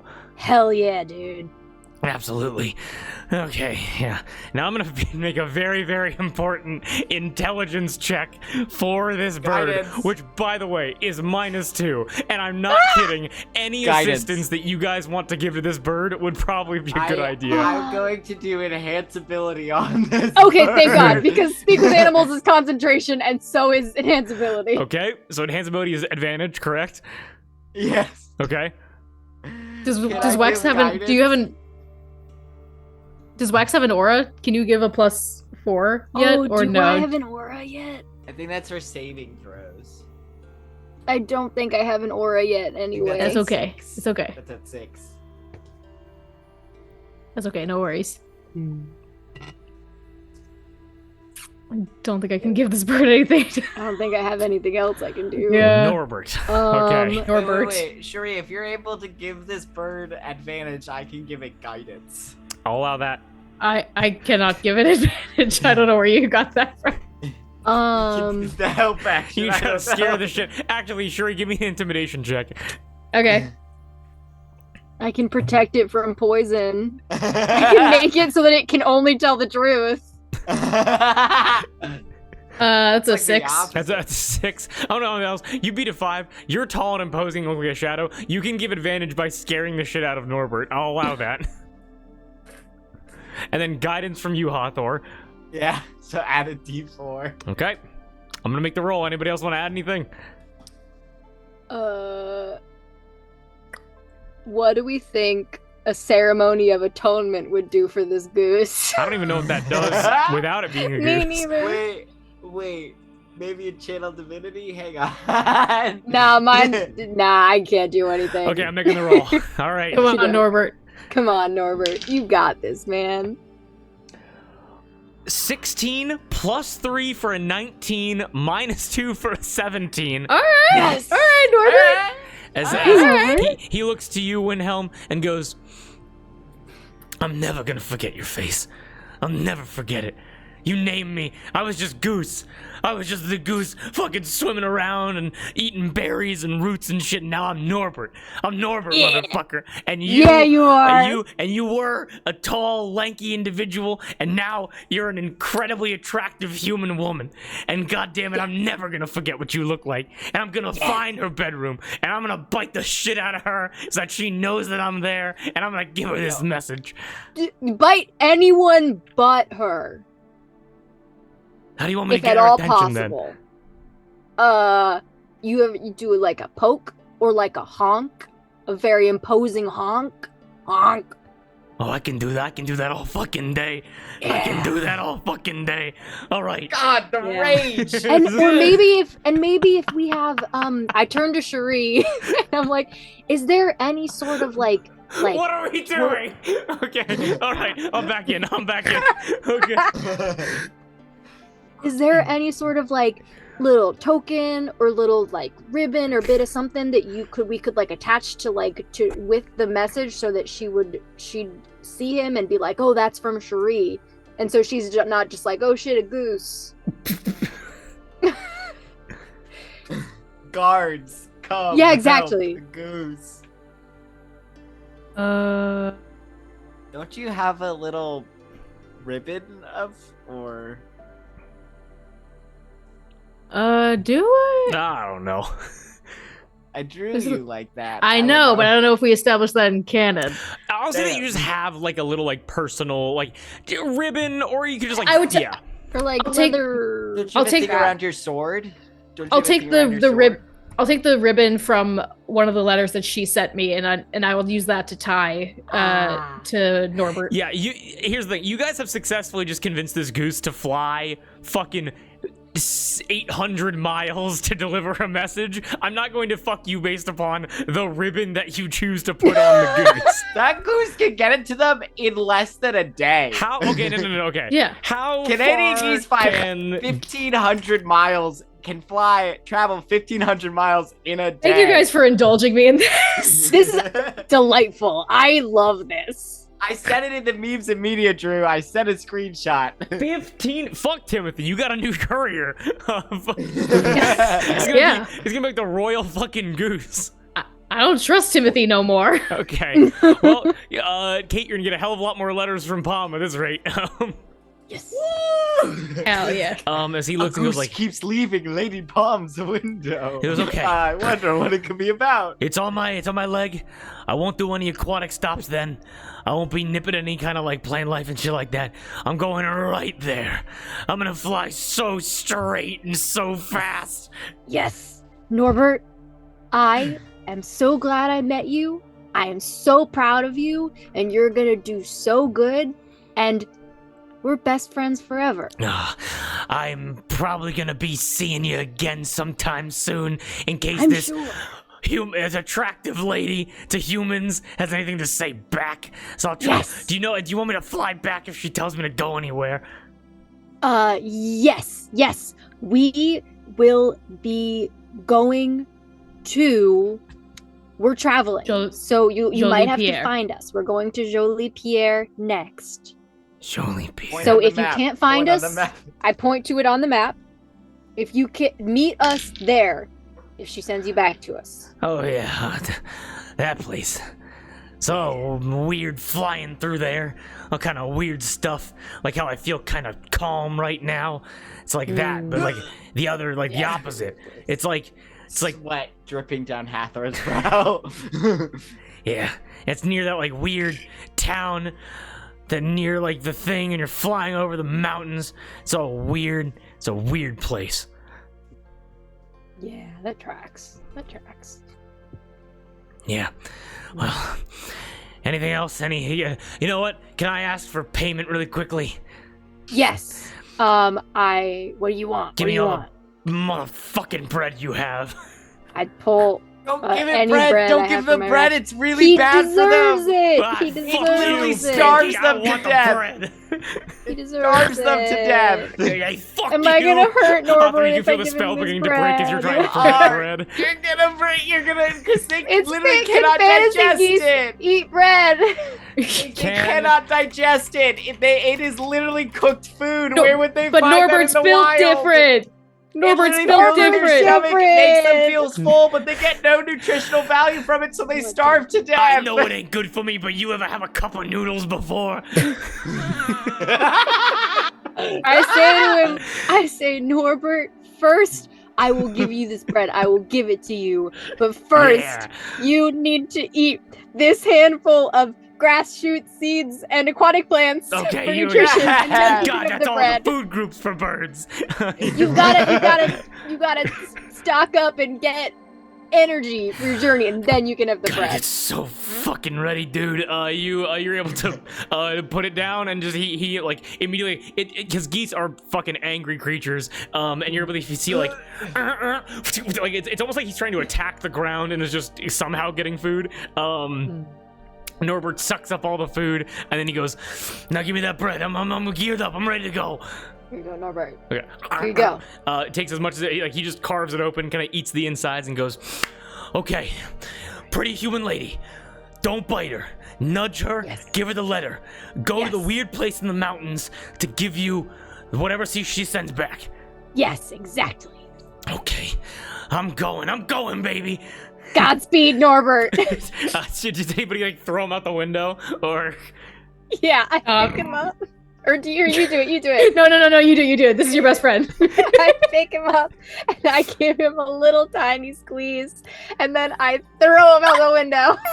And then Go, you, Norbert, go! and he hits the sky, and Norbert is going. Norbert disappears, and we're gonna take a very quick break. All right, sound good? I feel good about that. I do too. Oh my god. Oh, so we're all having fun so far? Oh yeah. Oh, God. This feels like classic D&D. Like Yes. he came in so hot, and Hathor immediately was like, "Nah, fucking." Stop. Oh God, the fight. That was so hard. Oh God, it's so fucking funny. Okay, we're taking a very quick break. We'll be back. If anybody's still here, thank you for watching. I will catch you soon. Peace.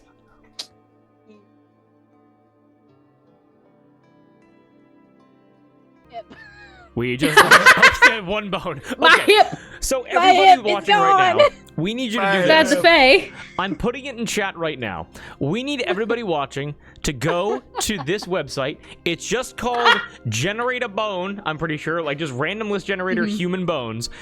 We are currently talking about if a fake creature offered you $1 million and they get to like just basically roll a dice and randomly take one of your bones, how many bones would you get? How many times would you say, okay, roll that dice, take a random bone? Because we're going through this, and every fucking bone that we are getting, you need to live a decent life. Like, because again, it like hands and feet, like each hand or each feet, whatever, like they have like 32 or whatever in them, but like there's a 15% chance they get one of your fucking vertebrae. Like, this is not good. This isn't good math. But the Fae's not selecting. You're selecting. No, you're not. It's random. But I thought in the deal you selected. No, so No, no, the Fae like rolls a dice and like, it rolls 194 and you lose the top half of your skull or whatever. So Well, But it could be a finger. It could be a little shitty and you get $1 million. $1 million to fix it. yeah, but $1 million can't make you fucking walk again. On your medical It can get bills. you a new patella. Mm-hmm. That is true. People get new knees all the time. give me new coccyx. So Yeah. Probably. I'm not even sure if I Probably need my could. coccyx. People do You get their do. hips replaced. When I lost my hip, Yeah. when I rolled my hip, you can get a new Would hip. I- Just the fucking Moss, just the coldest. You do need your coccyx. That is. Wait, why? Wait, why? It's your sit bones. That's Right? Oh, you can sit. Yeah. I think. But I'm not sitting on my coccyx right now. Should I be? Am I sitting wrong? What do you mean? Sit. It lets you sit. You can't No, but I have an sit ass without for it. It helps. Oh, wait. damn, baby, you Position of the bad, anus. useless- Okay. Damn, baby, you sit with that ass? Wait, a person can live a full life without it. Never mind. There are certain ligaments and muscles attached to it that help to support the body's weight as you are sitting. So you can lie down or you can stand. You can't Functions sit. as a site of attachment for muscles and ligaments for the pelvic floor, to support the position of the anus, and to provide weight-bearing support to a person. Okay, yeah, so I need it to sit. Damn. Science. I got a standing desk. I'm not using Yeah. it, but I have one. Precisely. No, but think about the ricochets of that. You can't sit, so you're always standing or lying down. Imagine the wear and tear your knee joints would get and your ankle joints would get from just having to stand. Can I get a All new the time. coccyx?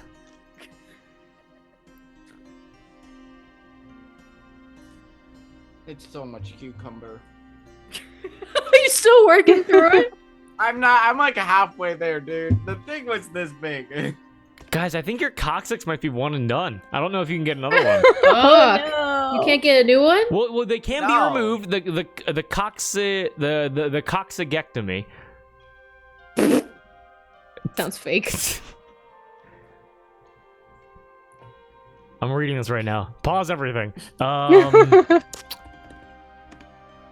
Also, you, You don't can have to have finish it. all those cucumbers. Oh. Listen to your body. More. What's it telling Why? you? Stop! You're Please! gonna be so hydrated, you're gonna drown. I did it. Don't tase me, bro. What do I do? I don't think there's ever been a coccyx transplant. But Not $1 until today. But $1 million. So $1 million. We'll get you halfway to a coccyx transplant in this economy.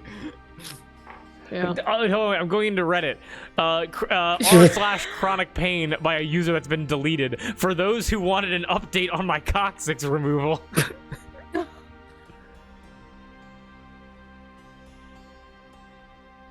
Whatever. We're back to D&D. All right. So Yeah, we don't have time. We don't have Wow, time. that was a lot. Okay. So, anything else roleplay wise for traveling? Before we, just so I know, before I hop back in. Just immediately after that whole bird chicanery, I turn to Wax and I say, I don't know what was said between you and the goose, but I deeply appreciate your help in this matter. Yeah, absolutely. I am always happy to talk to a goose and negotiate it to. I'm happy to. What? And Why also, is I've turned back into Wilhelm. I don't look like Tom anymore. Yeah, yep. Thank you. You're welcome. I'm gonna hang on. Why is it? Why are you sending it to Palm and not? Oh, what's you're the master of the castle? I forget his name. I'm so Duke sorry. Georges LaCroix. Yes, Duke Georges LaCroix. It's so nice that they gave us cucumber to snack on up here in the bar. Enjoying yourselves. I heard a lot of honking. We're fine. Thank you. Please go back to sleep. Yeah. He goes back to bed.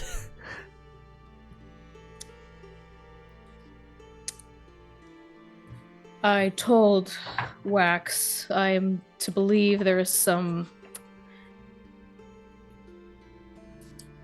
interior workings against the LaCroix, and Lady Palm has always been capable in these matters, so I wanted to warn her. If I don't believe the Duke would be in on it, but perhaps if it's reached him, he's too big of a target that I would want to place on his back. Can I do an insight check, Kate? Yeah, go for it. Okay.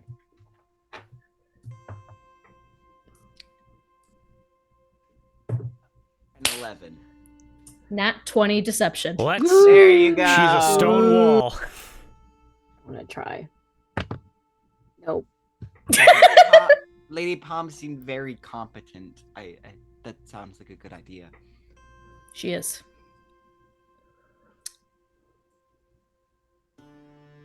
But what I was...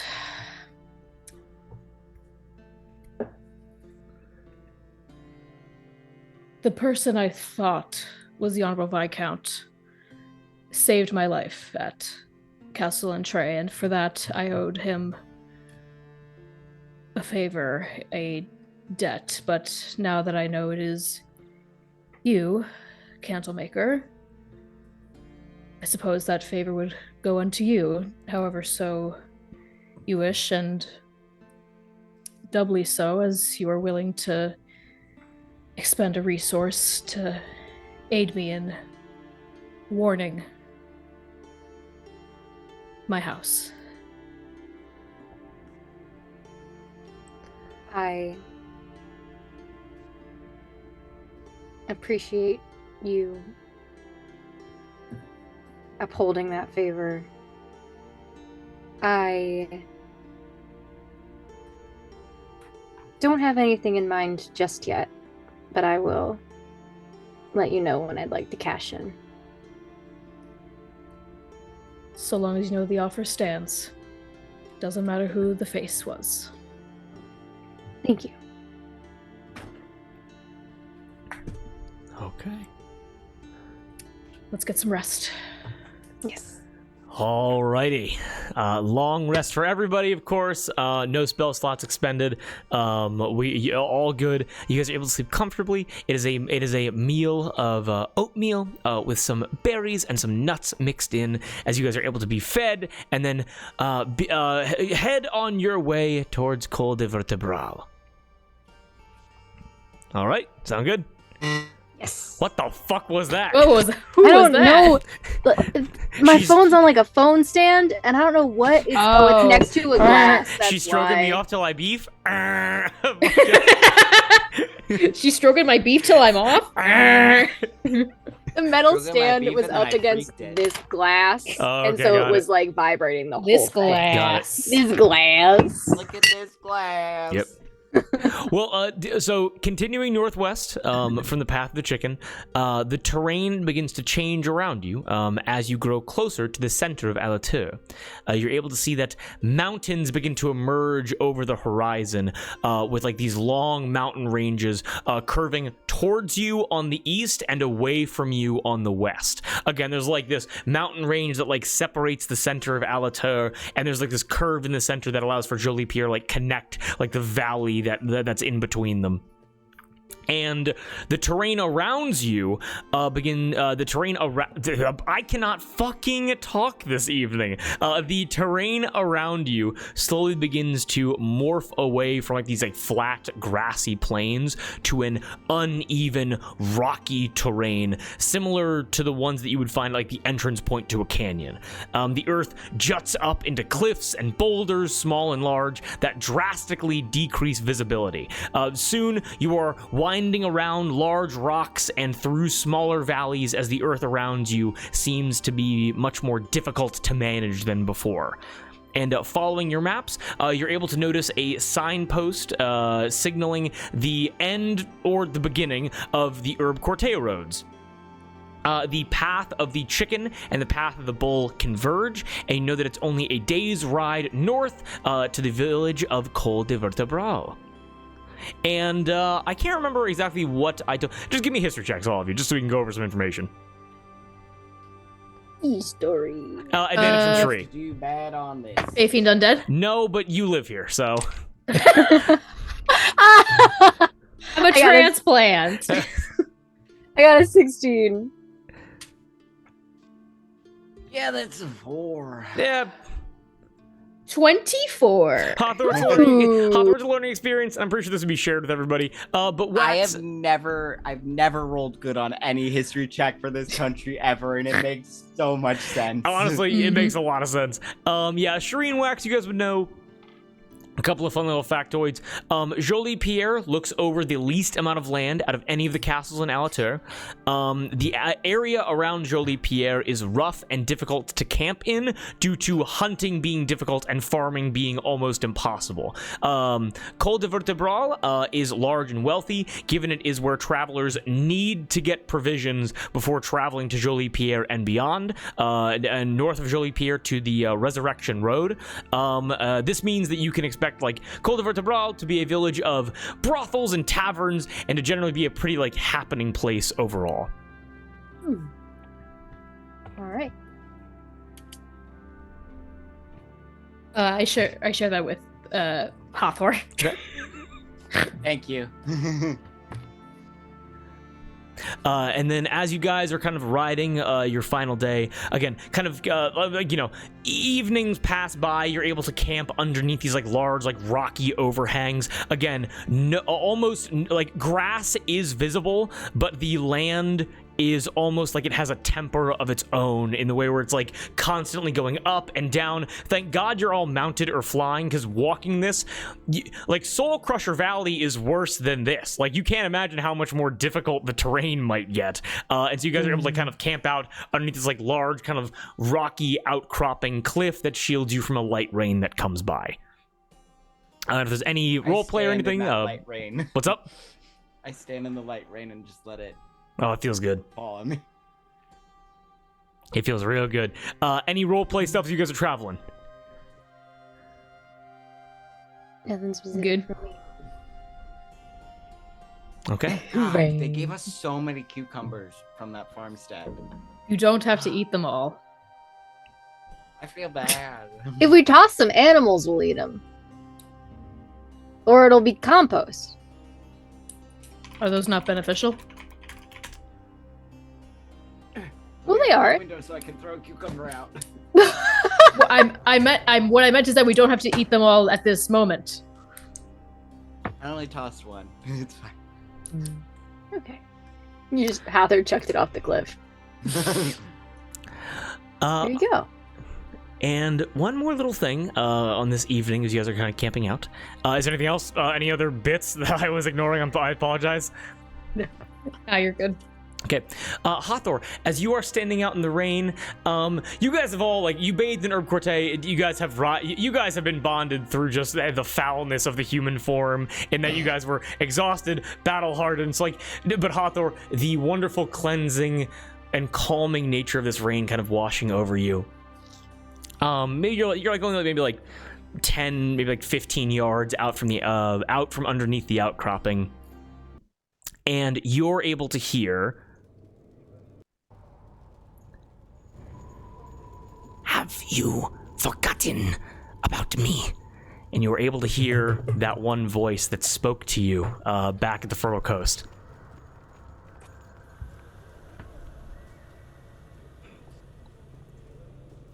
Step farther away from the group so I can answer. Still a bit farther out into Try the to rain. make it look as cool and natural as possible. Okay.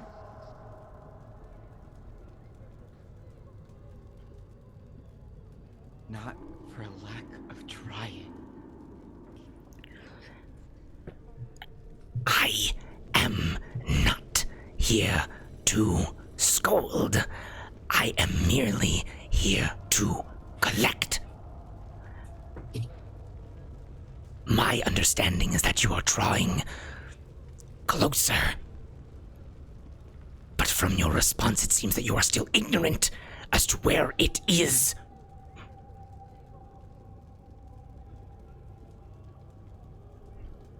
It's not yours to collect. You're able to watch. Oh no, what's up? Kate's face. I'm just watching my shows, man. You're able to, like, again, Cucumber. is your back to the camp, or is your back like to so like a small little fire illuminating from like underneath the outcropping? Is your back to the fire, or are you facing like a waxen cherie? My back is to them.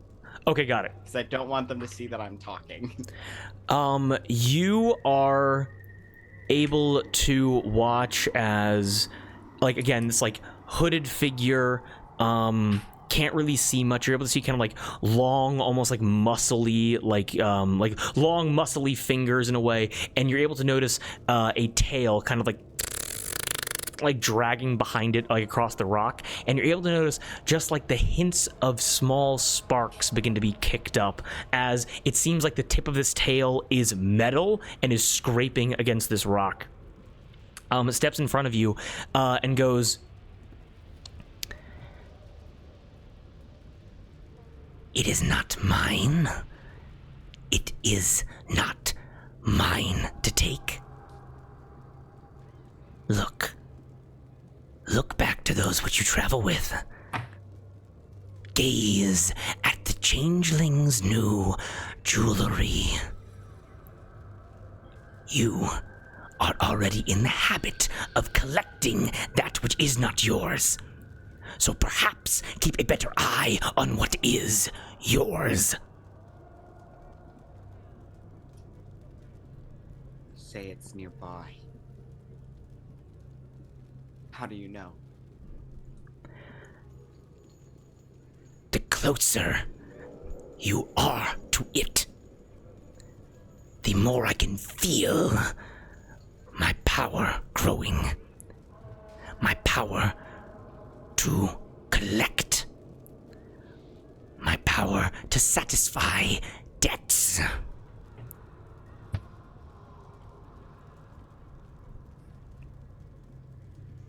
Just starts, almost unable to help herself, starts baring her teeth a little bit.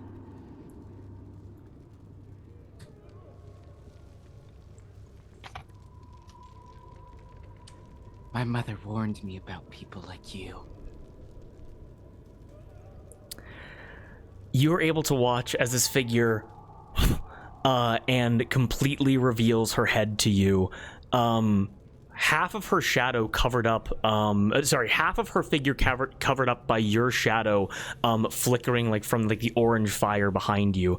But the half of the face that you're able to see, you're able to notice that she has no lips, and she has no eyelids, and she has no hair, and she has no skin. The only features of her face, of her species overall that you're able to see, are these wrapping horns coming off of her head, like some kind of tiefling or demon. And the remainder, her skin, all of this, stripped away. And you're able to notice muscles flexing, red and almost bloodied from being sanded off. And this figure says, what did you say again? I want to make sure I respond properly. My mother warned me about people like you. I understand who your mother is, and I understand everything about your creation. I urge you to find it. And whether or not you keep it in your possession, I would prefer that you return it to me. But I don't have to. Do you understand the danger of it not being in your possession? Absolutely.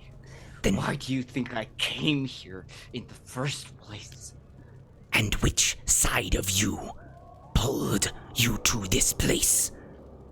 The side with beautiful wings that flutters in the clouds? Or perhaps the side of you that understands consequence, that understands the gravity of your situation?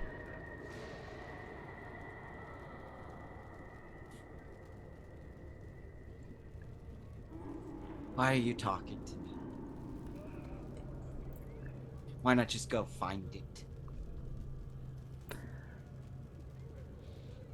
Give me a Unless quick you religion can't. check. Oh, I'm so sorry. What's up?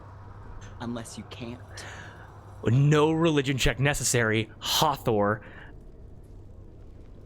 I need to be vague about this. Whatever is being discussed here has something to do, because what she just mentioned, like the angelic side or the demonic side? What's being talked about in this moment? And you would know that these like figures can't collect themselves because because essentially with this item that they're discussing, the other half is warding against the other half. Know what I mean? Yeah. And your unique creation is making this basically impossible. So so that's what you're able to discern from that. You can't find it. What are we talking about? What are we talking about? Yeah. Why? What? I get real close. Yeah. Like, our noses are almost touching. Yes. You don't scare me. If you believe that my intention was to frighten you, then I apologize. I only wish to give a child perspective.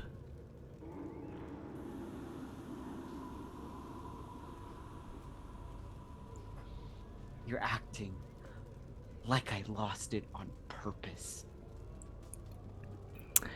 Give me an insight check.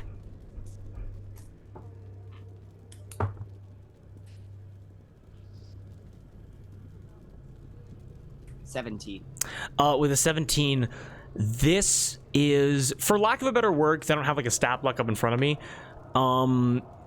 you would know this as essentially like a collector. We'll call it a collector. Yeah.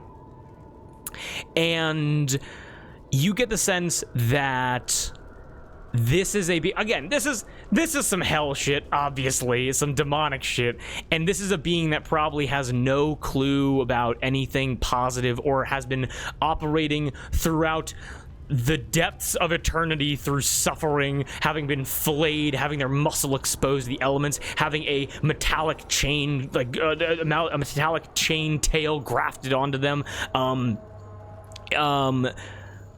Just says back, another reason to not give it away so freely.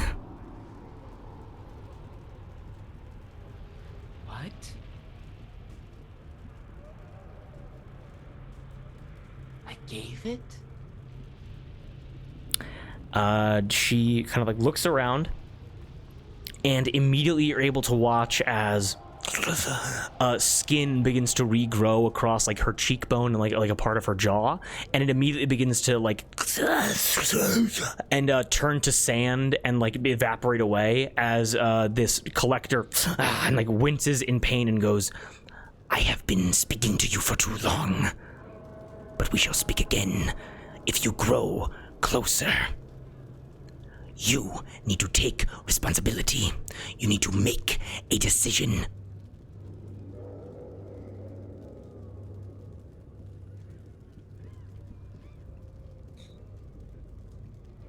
I've already made my choice.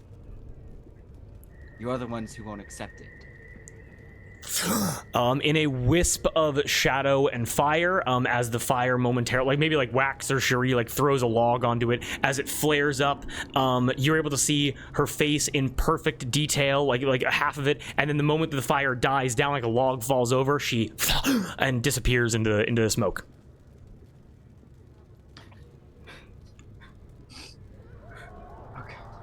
Oh god.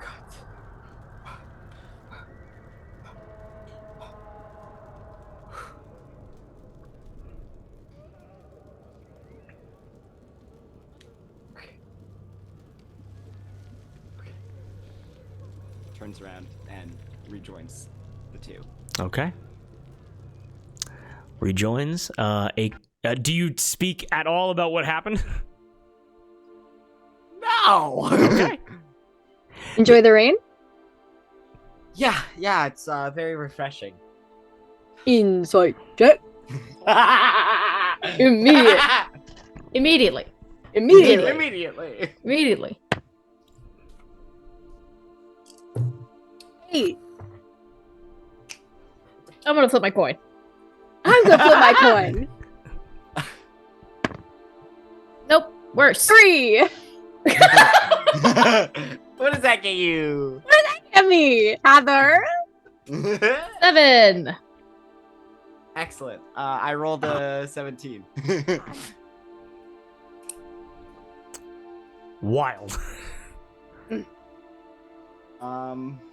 She seems to be shivering a little bit, probably from the cold that's seeping into her now from the rain.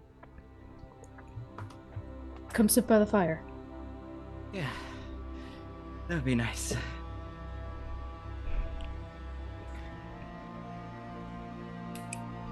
Okay. It's been a nice journey we've had so far. Pretty uneventful. Yeah. I'm gonna turn in. I'm tired. Okay. All right. Rest well. Sleeps with her back to you two. She would never. And just holds her sending stone, the one to her mom, just like in her hand. Mhm. Her eyes are open too. She's just lying still. Hmm. She just didn't. Yeah. Wax kind of turns to Shuri like,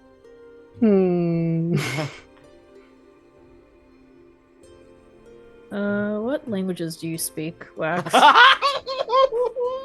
I speak Common, Elvish, Primordial, and Sylvan. What do you speak, Hathor? I don't think I've told you that. No, wait, you can just look at my character sheet. Shit. Celestial and Infernal. Okay, then in Elvish, I say to Wax,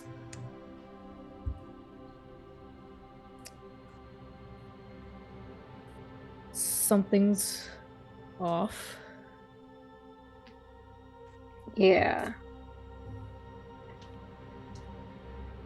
I mean, she was stepped away. Maybe she used one of the sending stones.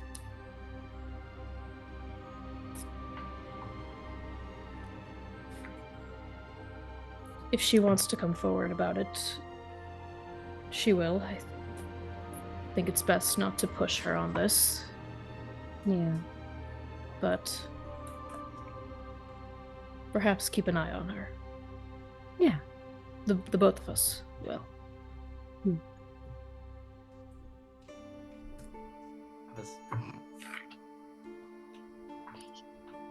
Okay. I think this situation is weighing on her. Yes. I know she's worried about Higgy. Yes. We'll see what state he's in when we get there. I haven't seen much of him, but from what I have, he seems competent enough.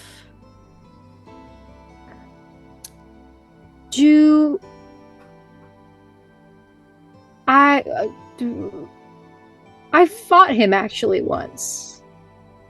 Oh yeah. It would not just Oh. because it was in a Colosseum fight in the Palm. He was formidable. I mean, I bested him in the end, but Inside check. Yes! Jesus fucking Christ, man. I was What'd you gonna, get? like, ask I got you- a 14. Oh, I got a 6. I believe you. Wax was I mean, kicking you ass. know Wax, but hard to read. Right. If I remember correctly, I went out first in that fight. Yes. Oh my god!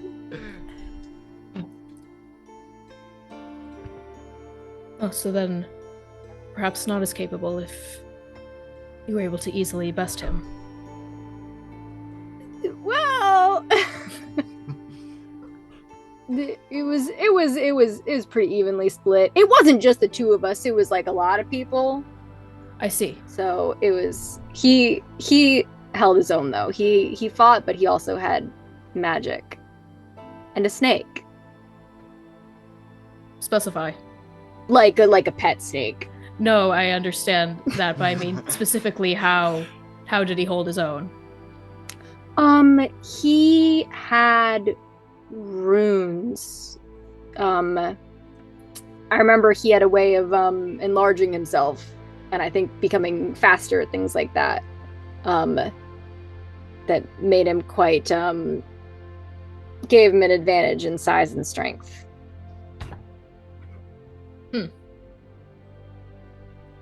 Interesting. Yeah. But the what is it called? The tournaments in the Palm, I recommend them. It was quite fun. I'm all right. Thank you. That's fair.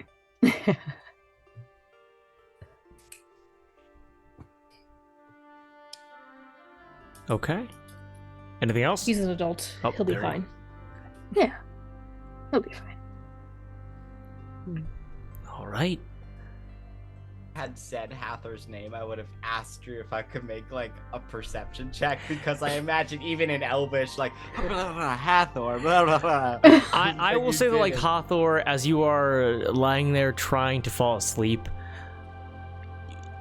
you're able to hear your name mentioned, but not have any context as to why.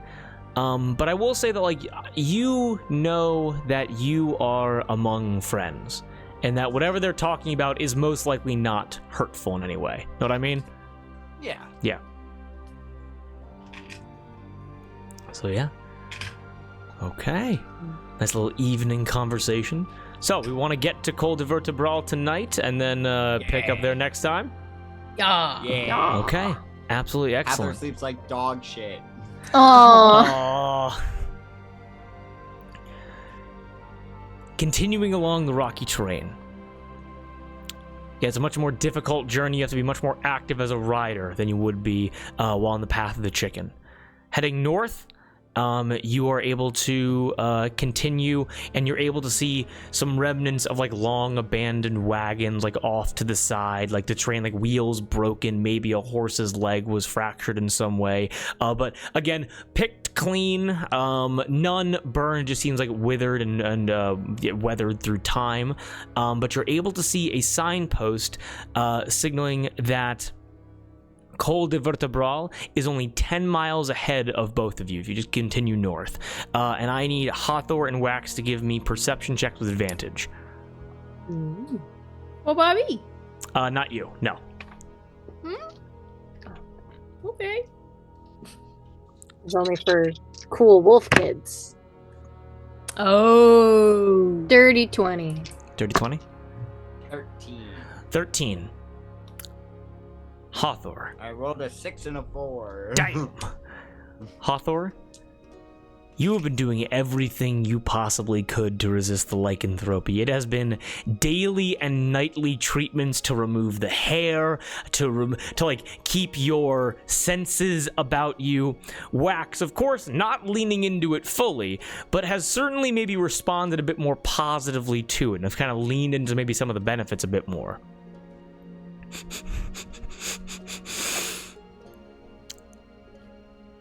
You know that De La Colline is close, because you are able to catch a faint scent on the wind, blowing north to south towards all of you.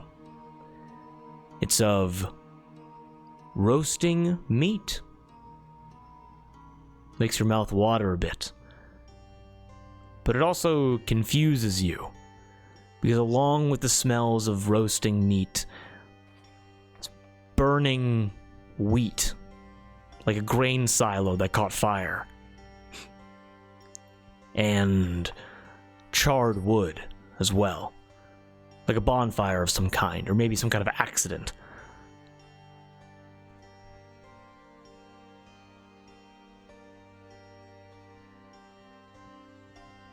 I think we're coming up on some kind of trouble. How do you mean? There's a smell. Roasting meat, burning wheat, charred wood. Like a Yeah. I want to fly up. I'm gonna fly up, no problem. Again, 10 miles ahead of you. And the smoke is relatively easy to see. Hawthorne, you're not able to glean that much. Even with the perception check, it is fucking far away. Yeah.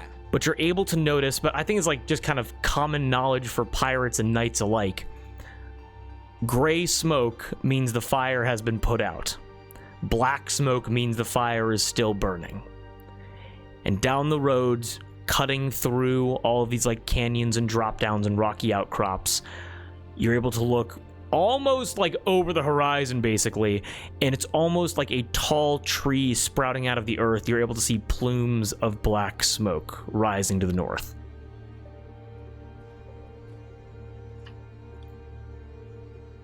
Is that where the castle is? Where it's supposed to be? De la Colline. Sorry, not De la. What the fuck am I talking about? No. Col de Vertebral. Yeah, again, you're coming upon the village first. Oh. So you're 10 miles out from the village, yeah. We should go. Right? Yeah. I spur Minwy faster. Okay. Say, let's go, Pancone. I fly ahead. Well, okay, I'm going as fast as my little legs can. And Pinecone. Minwy and Pinecone begin ripping it under the command of you guys. Hawthorne flying ahead as fast as possible. Do we all want to explore a little bit and see what happened to Col de Vertebral, or do we want to call it for this evening?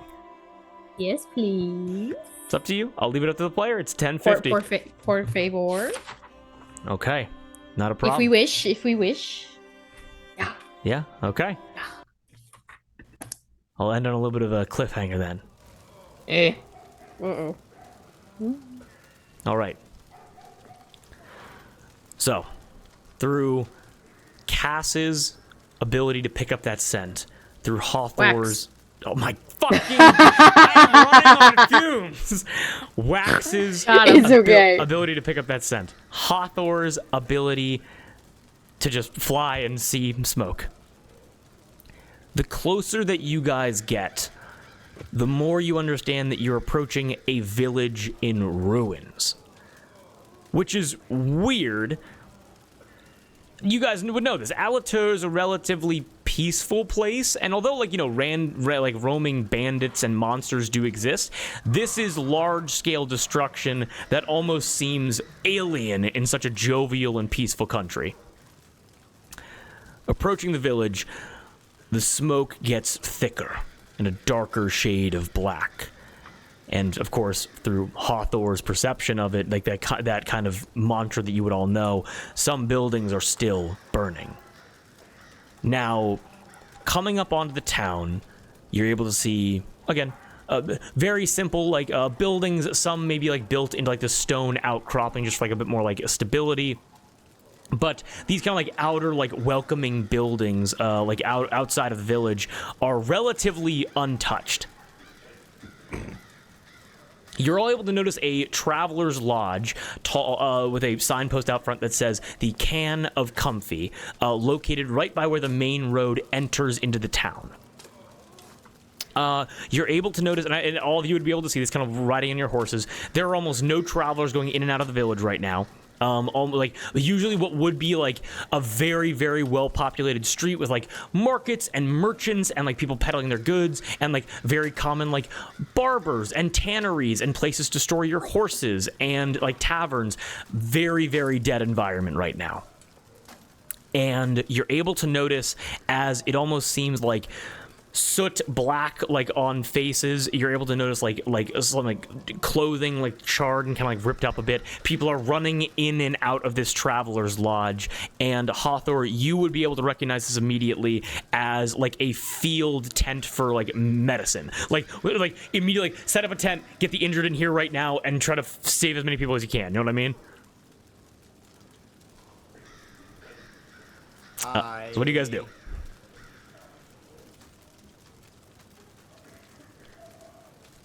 Moscow, you gonna say something? I want to start heading towards the medical tent. Okay, got it. You head towards this like this like tavern inn traveler's lodge turned into like medical center. You guys follow as well, or does Wax and Tree, do you guys want to head further into the town? I'll follow behind Hawthor. Yeah. Okay. Okay, Hawthor, you're able to kind of get low, and you're able to like hop off your broom and kind of like skid to a stop before entering in, and you're able to notice like you guys like kind of dismounting, kind of like Pinecone re-entering your ring, Cherie hopping off of Menui. You guys are able to notice like your feet are planted and almost begin to like leave like footprints in ash, essentially. Step in and say, "I'm a healer. What's going on? I can help." Okay. So inside the building, through like a propped open door, you're able to see like tables have been like set up alongside like cots and beds to let like wounded people rest. You're able to notice like some are suffering from like cuts and lacerations, and like others have like burns of some kind. Can I get everyone here to give me a quick medicine or investigation check? Sure, you get advantage. Guidance Ooh. on myself. 10.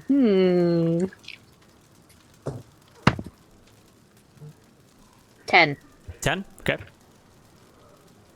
25 investigation. 25. Ooh. 25 medicine. Fucking amazing. Okay. I have a +7 to medicine. So, Wax, just to give you just a little bit, you're able to notice, so the people with, like, cuts, you're able to see about, like, 5 or 6, like, entree, like, guardsmen, again, like, statesmen, basically, like, National Guard, like, sent in to kind of, like, reinforce this place, along with, like, easily about, like, a dozen deputies, like, members of the town's law enforcement. Now, quickly kind of like just placing your eyes upon these people, you notice that like these like cuts and like these lacerations, it's not from like swords or rapiers. You're able to notice they come in like sets of 3 or 4 against like biceps or against like their chest or their back or their like hamstrings, and you're able to recognize this probably is like from some kind of animal, maybe some kind of monster. You really can't pin that down. I got Cherie with a 25 and I got Hawthor with a 25. Hawthor, I'm going to say that you focus more on the burn victims than the people that were... again, no one right now that you're looking at is dead. Everyone here is badly wounded and needing some magical healing. No one here is dead, okay? So, Cherie, sticking with the idea of these, like, cuts and lacerations, you are able to like rush up and begin. You're almost like a PI, and you start like investigating like what causes to people. Because I feel like for you in your brain, it's like I know so much about monsters, so much about all like the monstrous stuff happening around here. I can immediately identify it. With a 25, you'd immediately know vampiric in nature, but not vampiric in the way of true vampires or higher vampires trying to turn people. Closer to vampire spawn, but maybe a level deeper than that. Again, I don't have any like stat blocks pulled up right in front of me, but there are some vampiric monstrosities that appear more as like similar to like the cave bat figure that you guys saw, but like maybe a little bit less personality in the way of like these horrific like winged creatures that are closer to animals, maybe even mounts, that are used as like these heavy tank brawlers. And sure, you'd be able to recognize it as like, oh, cuts these deep, cuts that go after these like main muscle groups. These are hunting-based monsters that do not possess the higher intelligence of like true vampires or higher vampires, and maybe don't even have the same connection to true vampires like vampire spawn do. These are closer to animals than they are to people. Make sense? Mm-hmm. Okay. Got it. So vampires were here. Hawthor, something very strange sticks out to you. You're able, with a 25, I'm going to give you a lot. You're able to look at the burns on these, like, again, you're running around and you're doing as much burn treatment as you can on the entree guards and all of the sheriff people. You're able to notice that the so like the general like sheriff's deputies, they have most of like the burn wounds. The Entree guards have most of like the lacerations essentially. And with all these deputies, you're able to realize like, oh, like the wrinkled, like burned skin of like arms and feet and legs, something burned through their armor. And with a medicine check that high, you're able to look at like their breastplates, like their leather armor. Something was able to melt metal. Something was able to carve through leather. And automatically you'd be able to recognize this is magical fire. This was not like this wasn't like a lantern got knocked over and it like caused some kind of like just like calamity that just kind of grew and grew and grew. This is fire that was being cast by someone. That is the only reason it'd be that hot. And with a 25, the exact DC for me to give you a little bit more, you get close to the, like this might sound kind of gross. You smell, again, keen senses. You smell into their wound a bit to see like what exactly caused this to happen. Can I get any more information from this? And you are able to smell that the substance that burned these deputies is still affecting their skin however many hours after, like, you guys arrived here after everything basically popped the fuck off, but whatever, like, weird thing is burning them is still present and will need to be removed before they can be properly healed. And you'd be able to recognize it as being very similar to white phosphorus. And you would know the smell well because it's the same kind of smell, the same kind of heat that is produced whenever Cherie activates her blade. I cast Beacon of Hope on myself. Nice. It's a 30-foot radius. I choose any number of creatures within range, so I choose all.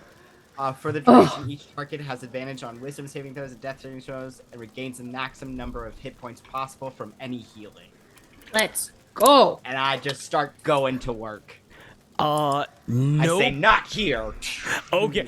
You immediately, like, and in everybody's mind, it's instantly like, you know, the scars look pretty sexy. And, like, everybody just starts kind of, like, getting up. You begin, like, rushing around. Do you want to expend spell slots? So does that, like, so how do you heal these people? I'm saving my spell slots for those that are most grievously wounded. Okay. I'm then relying on the traditional medicine that I was taught by in the temple for the rest and healing them. Anything that's magical, like the white phosphorus, I go, Cherie, I think I need your help. And I say, how do you cure this? Would I know that?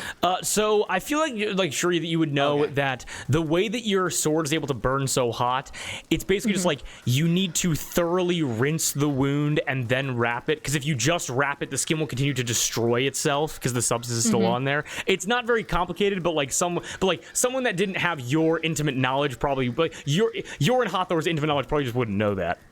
I will cast create food and water. And I will create 30 gallons of clean, fresh water in containers around us and say, start rinsing. Of course. And I follow her orders. Okay. So everybody, is Wax kind of like helping out in any kind of way? Yes, I am taking whatever was needed to rinse out the wounds, and I'm going around with actually I'm probably gonna hold on to my lay on hands because I'll probably need it. Yeah. I'll activate my divine sense as well to see if there are any celestial fiend or undead within 60 feet. You activate that, and none active within 60 feet, which would probably apply to this inn and then the general area surrounding it. But you are able to get the sense, because I'll say like there was such a strong presence that was here recently. What is it? Start out again. Undead. What else? Celestial fiend and undead. You are able to get a strong undead presence in the general area, and then a less strong celestial presence in the general area. Okay. Fuck. And while I'm going Another around one. Another one. While I'm going around to help out, I'll ask one of the soldiers, Did you see what it was that did this to you?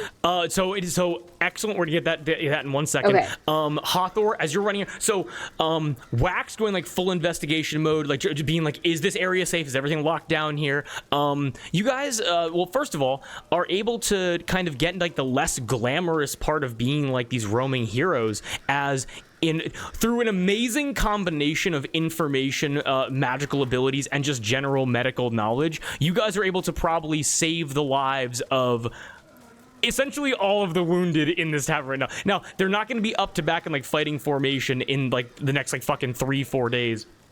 But you guys are able to take this from a disaster area to, all right, there is no human life in any immediate danger, which is, and like, it takes a good couple hours, is insane. The fact that these 3 people can just rock up and be like, everybody, all of the doctors back up, we got this. Just Hathor's hands are shaking. I think at one point she just like has to like she almost like falls over. She's just like there's a ringing in her ear and she's sweating. She's just like, okay. On to the next one. Here we go. just trucking. Wonderful. So you actually get. So there is one woman. This is not the worst I've seen. So Wax. Oh yeah, you have treated people that have like suffered through like amputations from like cannonballs and shit. Like this is bad. It is not as bad as it could be. All these people are gonna live. Yeah. Wax, you asked that question, like, did you see what happened here? I'm gonna say that Hawthor, that like you guys like have the same interaction with this person, where Hawthor, the last woman that you heal, she's dressed in entree green and purple, like very like iron, like iron breastplate, like all polished up, no weapons around her. Her helm has been removed.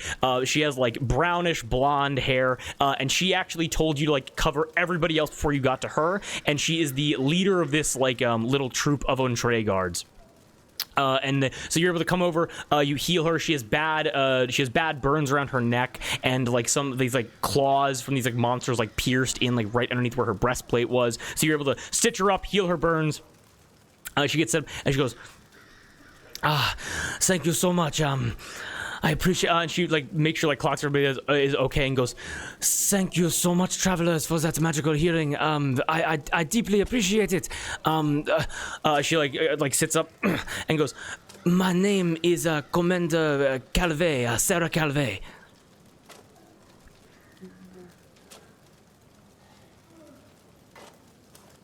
Commander Calvea? Calvé, Calvet, with a silent T at the end. E.T. Gotcha. Calvet. And she sits up You and is said ready to... she was an entree guard? She's an entree guard, yes, like part of like the National Guard that was sent in to like help fortify this place. Okay, cool. What was it that you all were fighting that did this to you? She stands up and she says, you clearly must be, and she actually looks and she like recognizes Sir Cherie and goes, you are the king and queen's emissary, the entree emissary to help out the general populace, correct? Yes. Come with me. And she like gestures for you guys to like follow her as she like starts walking like out of the inn and like deeper into town, if you would wish to follow her. Of course. Let's go. Yeah. The tavern owner comes over and his name he's like my name's Luis, and he like just takes like a cup and just like fills it to the brim with water and goes, thank you so much for all of your help.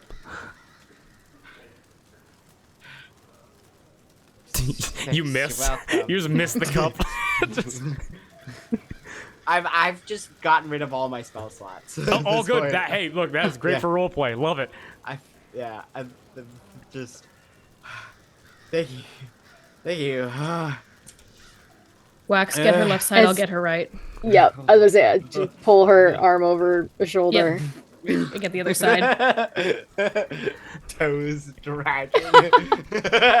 This feels a little humiliating, but it's fine. So Silence. Sarah walks you guys like towards the center of town, and as you move closer to the center of town, the destruction becomes more apparent. Again, the air is kind of like choking you with smoke now, like the deeper towards like where like, you know, the brothel and like the main tavern would be, like, you know, like all these like different businesses that have kind of cropped up. And you're able to notice right towards the center of town, where like the main sheriff's office, the doctor's office would have been, still burning, basically. You're able to notice that like there are, so just so I can describe it, imagine like a western like one road town, buildings on either side. At the center, you're able to notice kind of moving towards the center point, buildings on the far north side, far south side, with like continuing to burn walls facing the center, like orange flames like emerging like on like these like burned black like wooden planks essentially. And then right at the center of this, you're able to notice almost a crater, and you're able to notice like blasted into the earth itself the charred skeleton of two buildings. It seemed like the main like doctor's office, like main like medicine person, and the sheriff's office as well. And it's been completely blasted out with like a concave like impact point towards the center. And can I get investigation checks from everybody? Advantage? And I'll say that Sarah will give you all advantage because she's going to tell you what happened anyway, but I want to see if you guys can like figure it out. Okay. I give guidance to Cherie. Thank you. That's a... Ooh. Okay. 17. 17? 17. 17? You said investigation? Investigation, yes.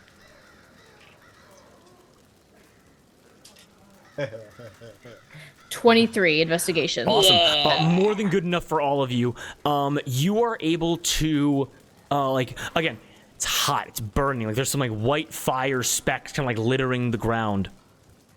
And you're able to notice like claw marks and blood kind of like scattered around like this main road. And the closer you get to this like exploded sheriff's office, this exploded doctor's office, you're able to notice that this is the epicenter of like where the fires started, and like some kind of grand explosion occurred that caused like these like white flecks to spread around and start like burning down adjacent buildings, just from how hot and difficult to control these fires are.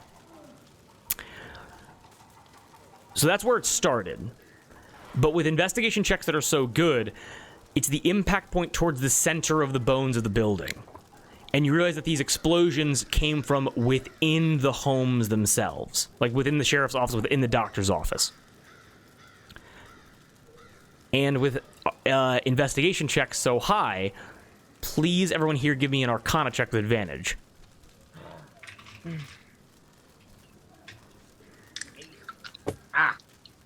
Guidance to Cherie. Sorry, Wax. I'm trying to. No, you give it to Cherie. Cherie's the one who should have it. I got a 13. 13? 15. 15? 22. 22. Hell yeah. Hell yeah. Well, for Wax, obviously magical, but a type of magic that you have not seen before. Like, so it's not Fey related. It makes sense that you would not like have that like in-depth knowledge about it. Hawthorne and Cherie, the only kind of destructive force that would be able to create this much devastation this quickly, like in a world that doesn't have like bombs or like insane kind of shit like that, is a fireball spell. A fireball spell casted multiple times, and somehow a fireball spell that erupted from within these buildings for whatever reason. Does it seem like the magic went haywire, or do the like where the fire, like looking at the wreckage, does it look like it was deliberate? Like, so Sarah actually speaks up because it's a great question, and like so are you good if like Sarah tells a little bit of a story? Yeah. So Sarah like kind of walks up and goes, "We are not entirely sure what happened. It was last evening." So it was like about like maybe like a day and a half ago, like really, really recently all this happened. And she goes, "It was the middle of the night, and we were patrolling. We were making sure that everything was where it was supposed to be. And then suddenly we heard screaming coming from the sheriff's house. We rushed quickly to the center of town, and we noticed that the sheriff and his deputies, they were fighting in the streets with these monsters. They were like stretched skin and with claws large enough to pierce through a person, and they were ripping at each other. And the sheriff, an excellent fighter, was doing his best. He was stabbing and shooting and doing all of these things. But it almost seemed as though that these creatures were focusing on the sheriff himself for some reason. But then suddenly, it almost seems like she's confused by what happened as well. She goes, suddenly the sheriff, he ran back into the sheriff's office, the main building's there, and points to like the crater of like where things exploded into. Like where like one of the epicenters of this insane fire, of this like insane battle. And goes, he must have noticed something that caused him to run, because he ran back inside to get his children. And then maybe only 5-10 seconds later, the explosion happened. And past there, I'll do a quick history check for her to see if she can remember any of like pressing details. Then maybe a minute later, the doctor's office exploded as well. I would tell you more if I knew, but the architecture, there's not much else I can really say.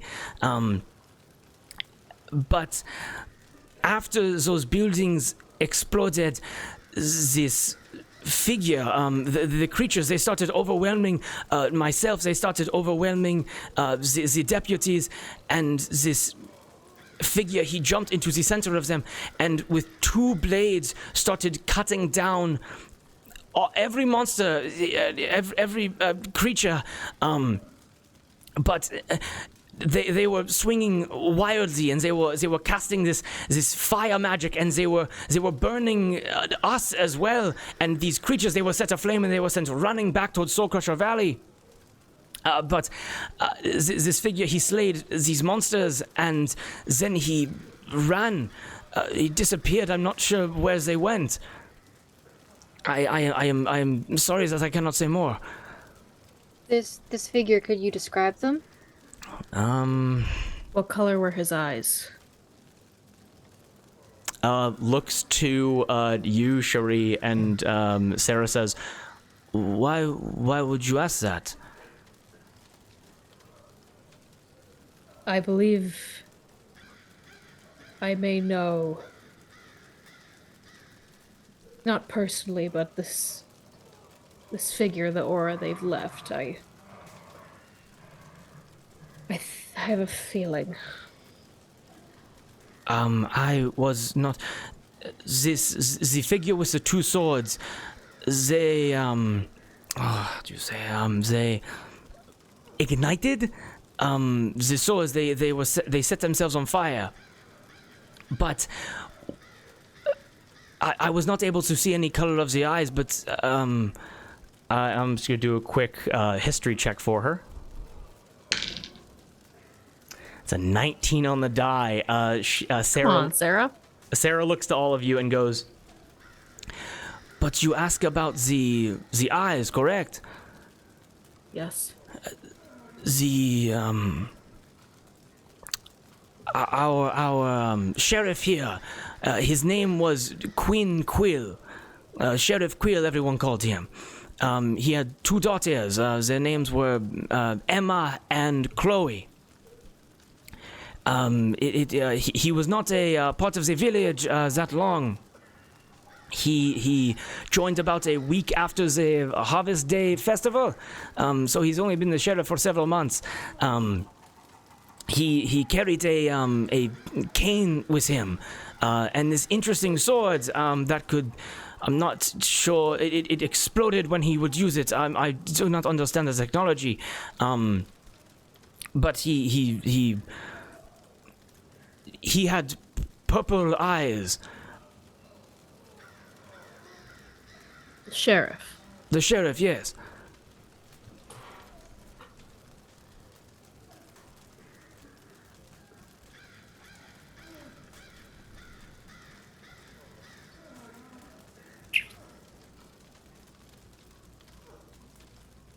I'm very sorry for the loss of your sheriff. Do you see Sarah nods her head and she goes, his daughters, they were kind, but Sheriff Quill was he was a good man. He defeated Pebble Bandits and rescued one of the brothel girls when they raided several months ago. He was a good man.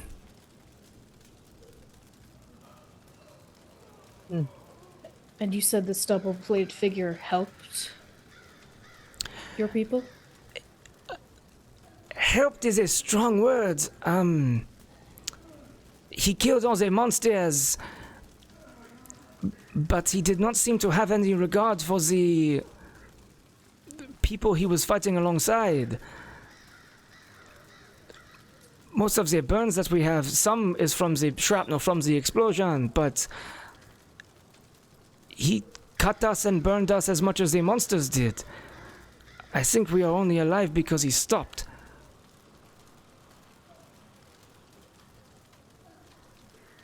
Once the monsters left, he left? Once the monsters began to flee, or once he slain as many as he could, he was gone, like a fire being extinguished. Did you see which direction?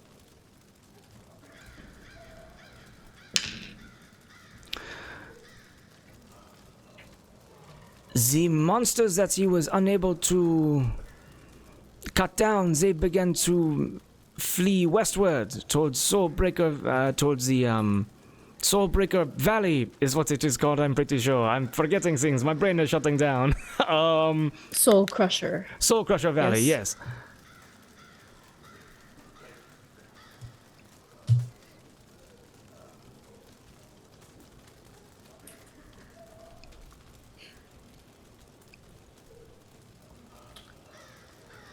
Thank you, Commander Calvé. I believe I may know... forgive me. The creatures you were fighting... You said stretched skin and claws. Did they bear fangs? She nods and said, How did you know? We've just traveled from Herb Corte, where we've fought the same monsters and encountered similar figures to this dual-bladed man, and I believe the sheriff as well.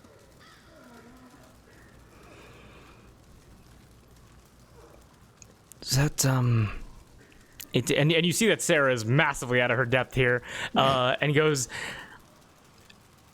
then I am happy to have people with experience with these kinds of things.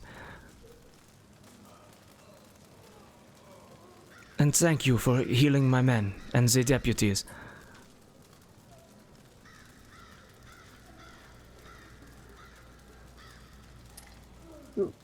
Thank Pinky over here.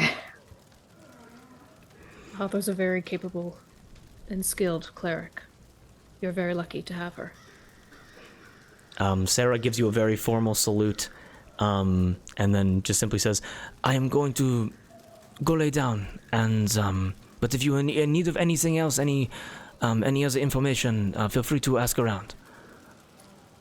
Thank you, Commander. And if there's anything we can do to help here, let us know.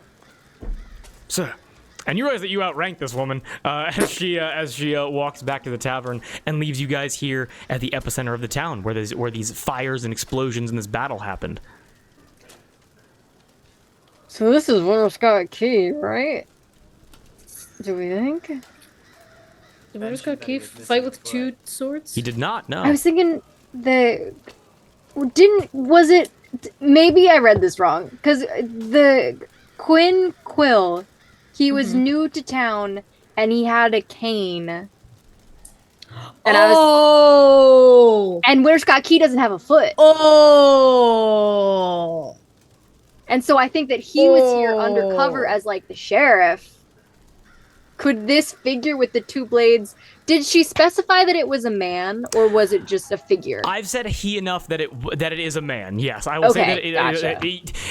He's he him. Yeah, so he him. Yeah, exactly.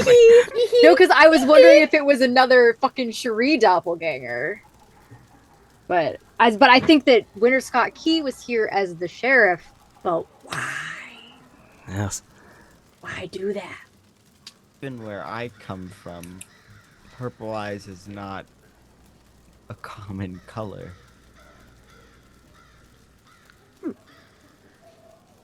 Yes.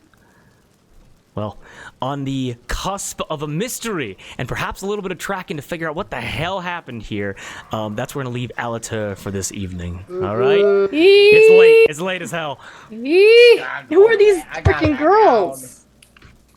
All right. Emma and Chloe. Oh, right. But Because yes.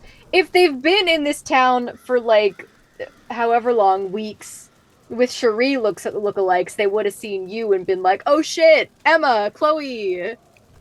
Right. Got so buff. Oh, wait. There were two. Yeah. They're fucking halfling kids. Yeah. Halfling, not Dang, kids. dang. They just were halflings. They were just short. Wait, weren't they detained? So Or- those were kobolds and those were detained. I was gonna say kobolds, but I thought I was Yes, wrong. they were transforming kobolds that were detained. Right. Yes. So Okay. that's literally Not impossible. bad. That's fucking hilarious though. But ladies and gentlemen, are we all having a good time?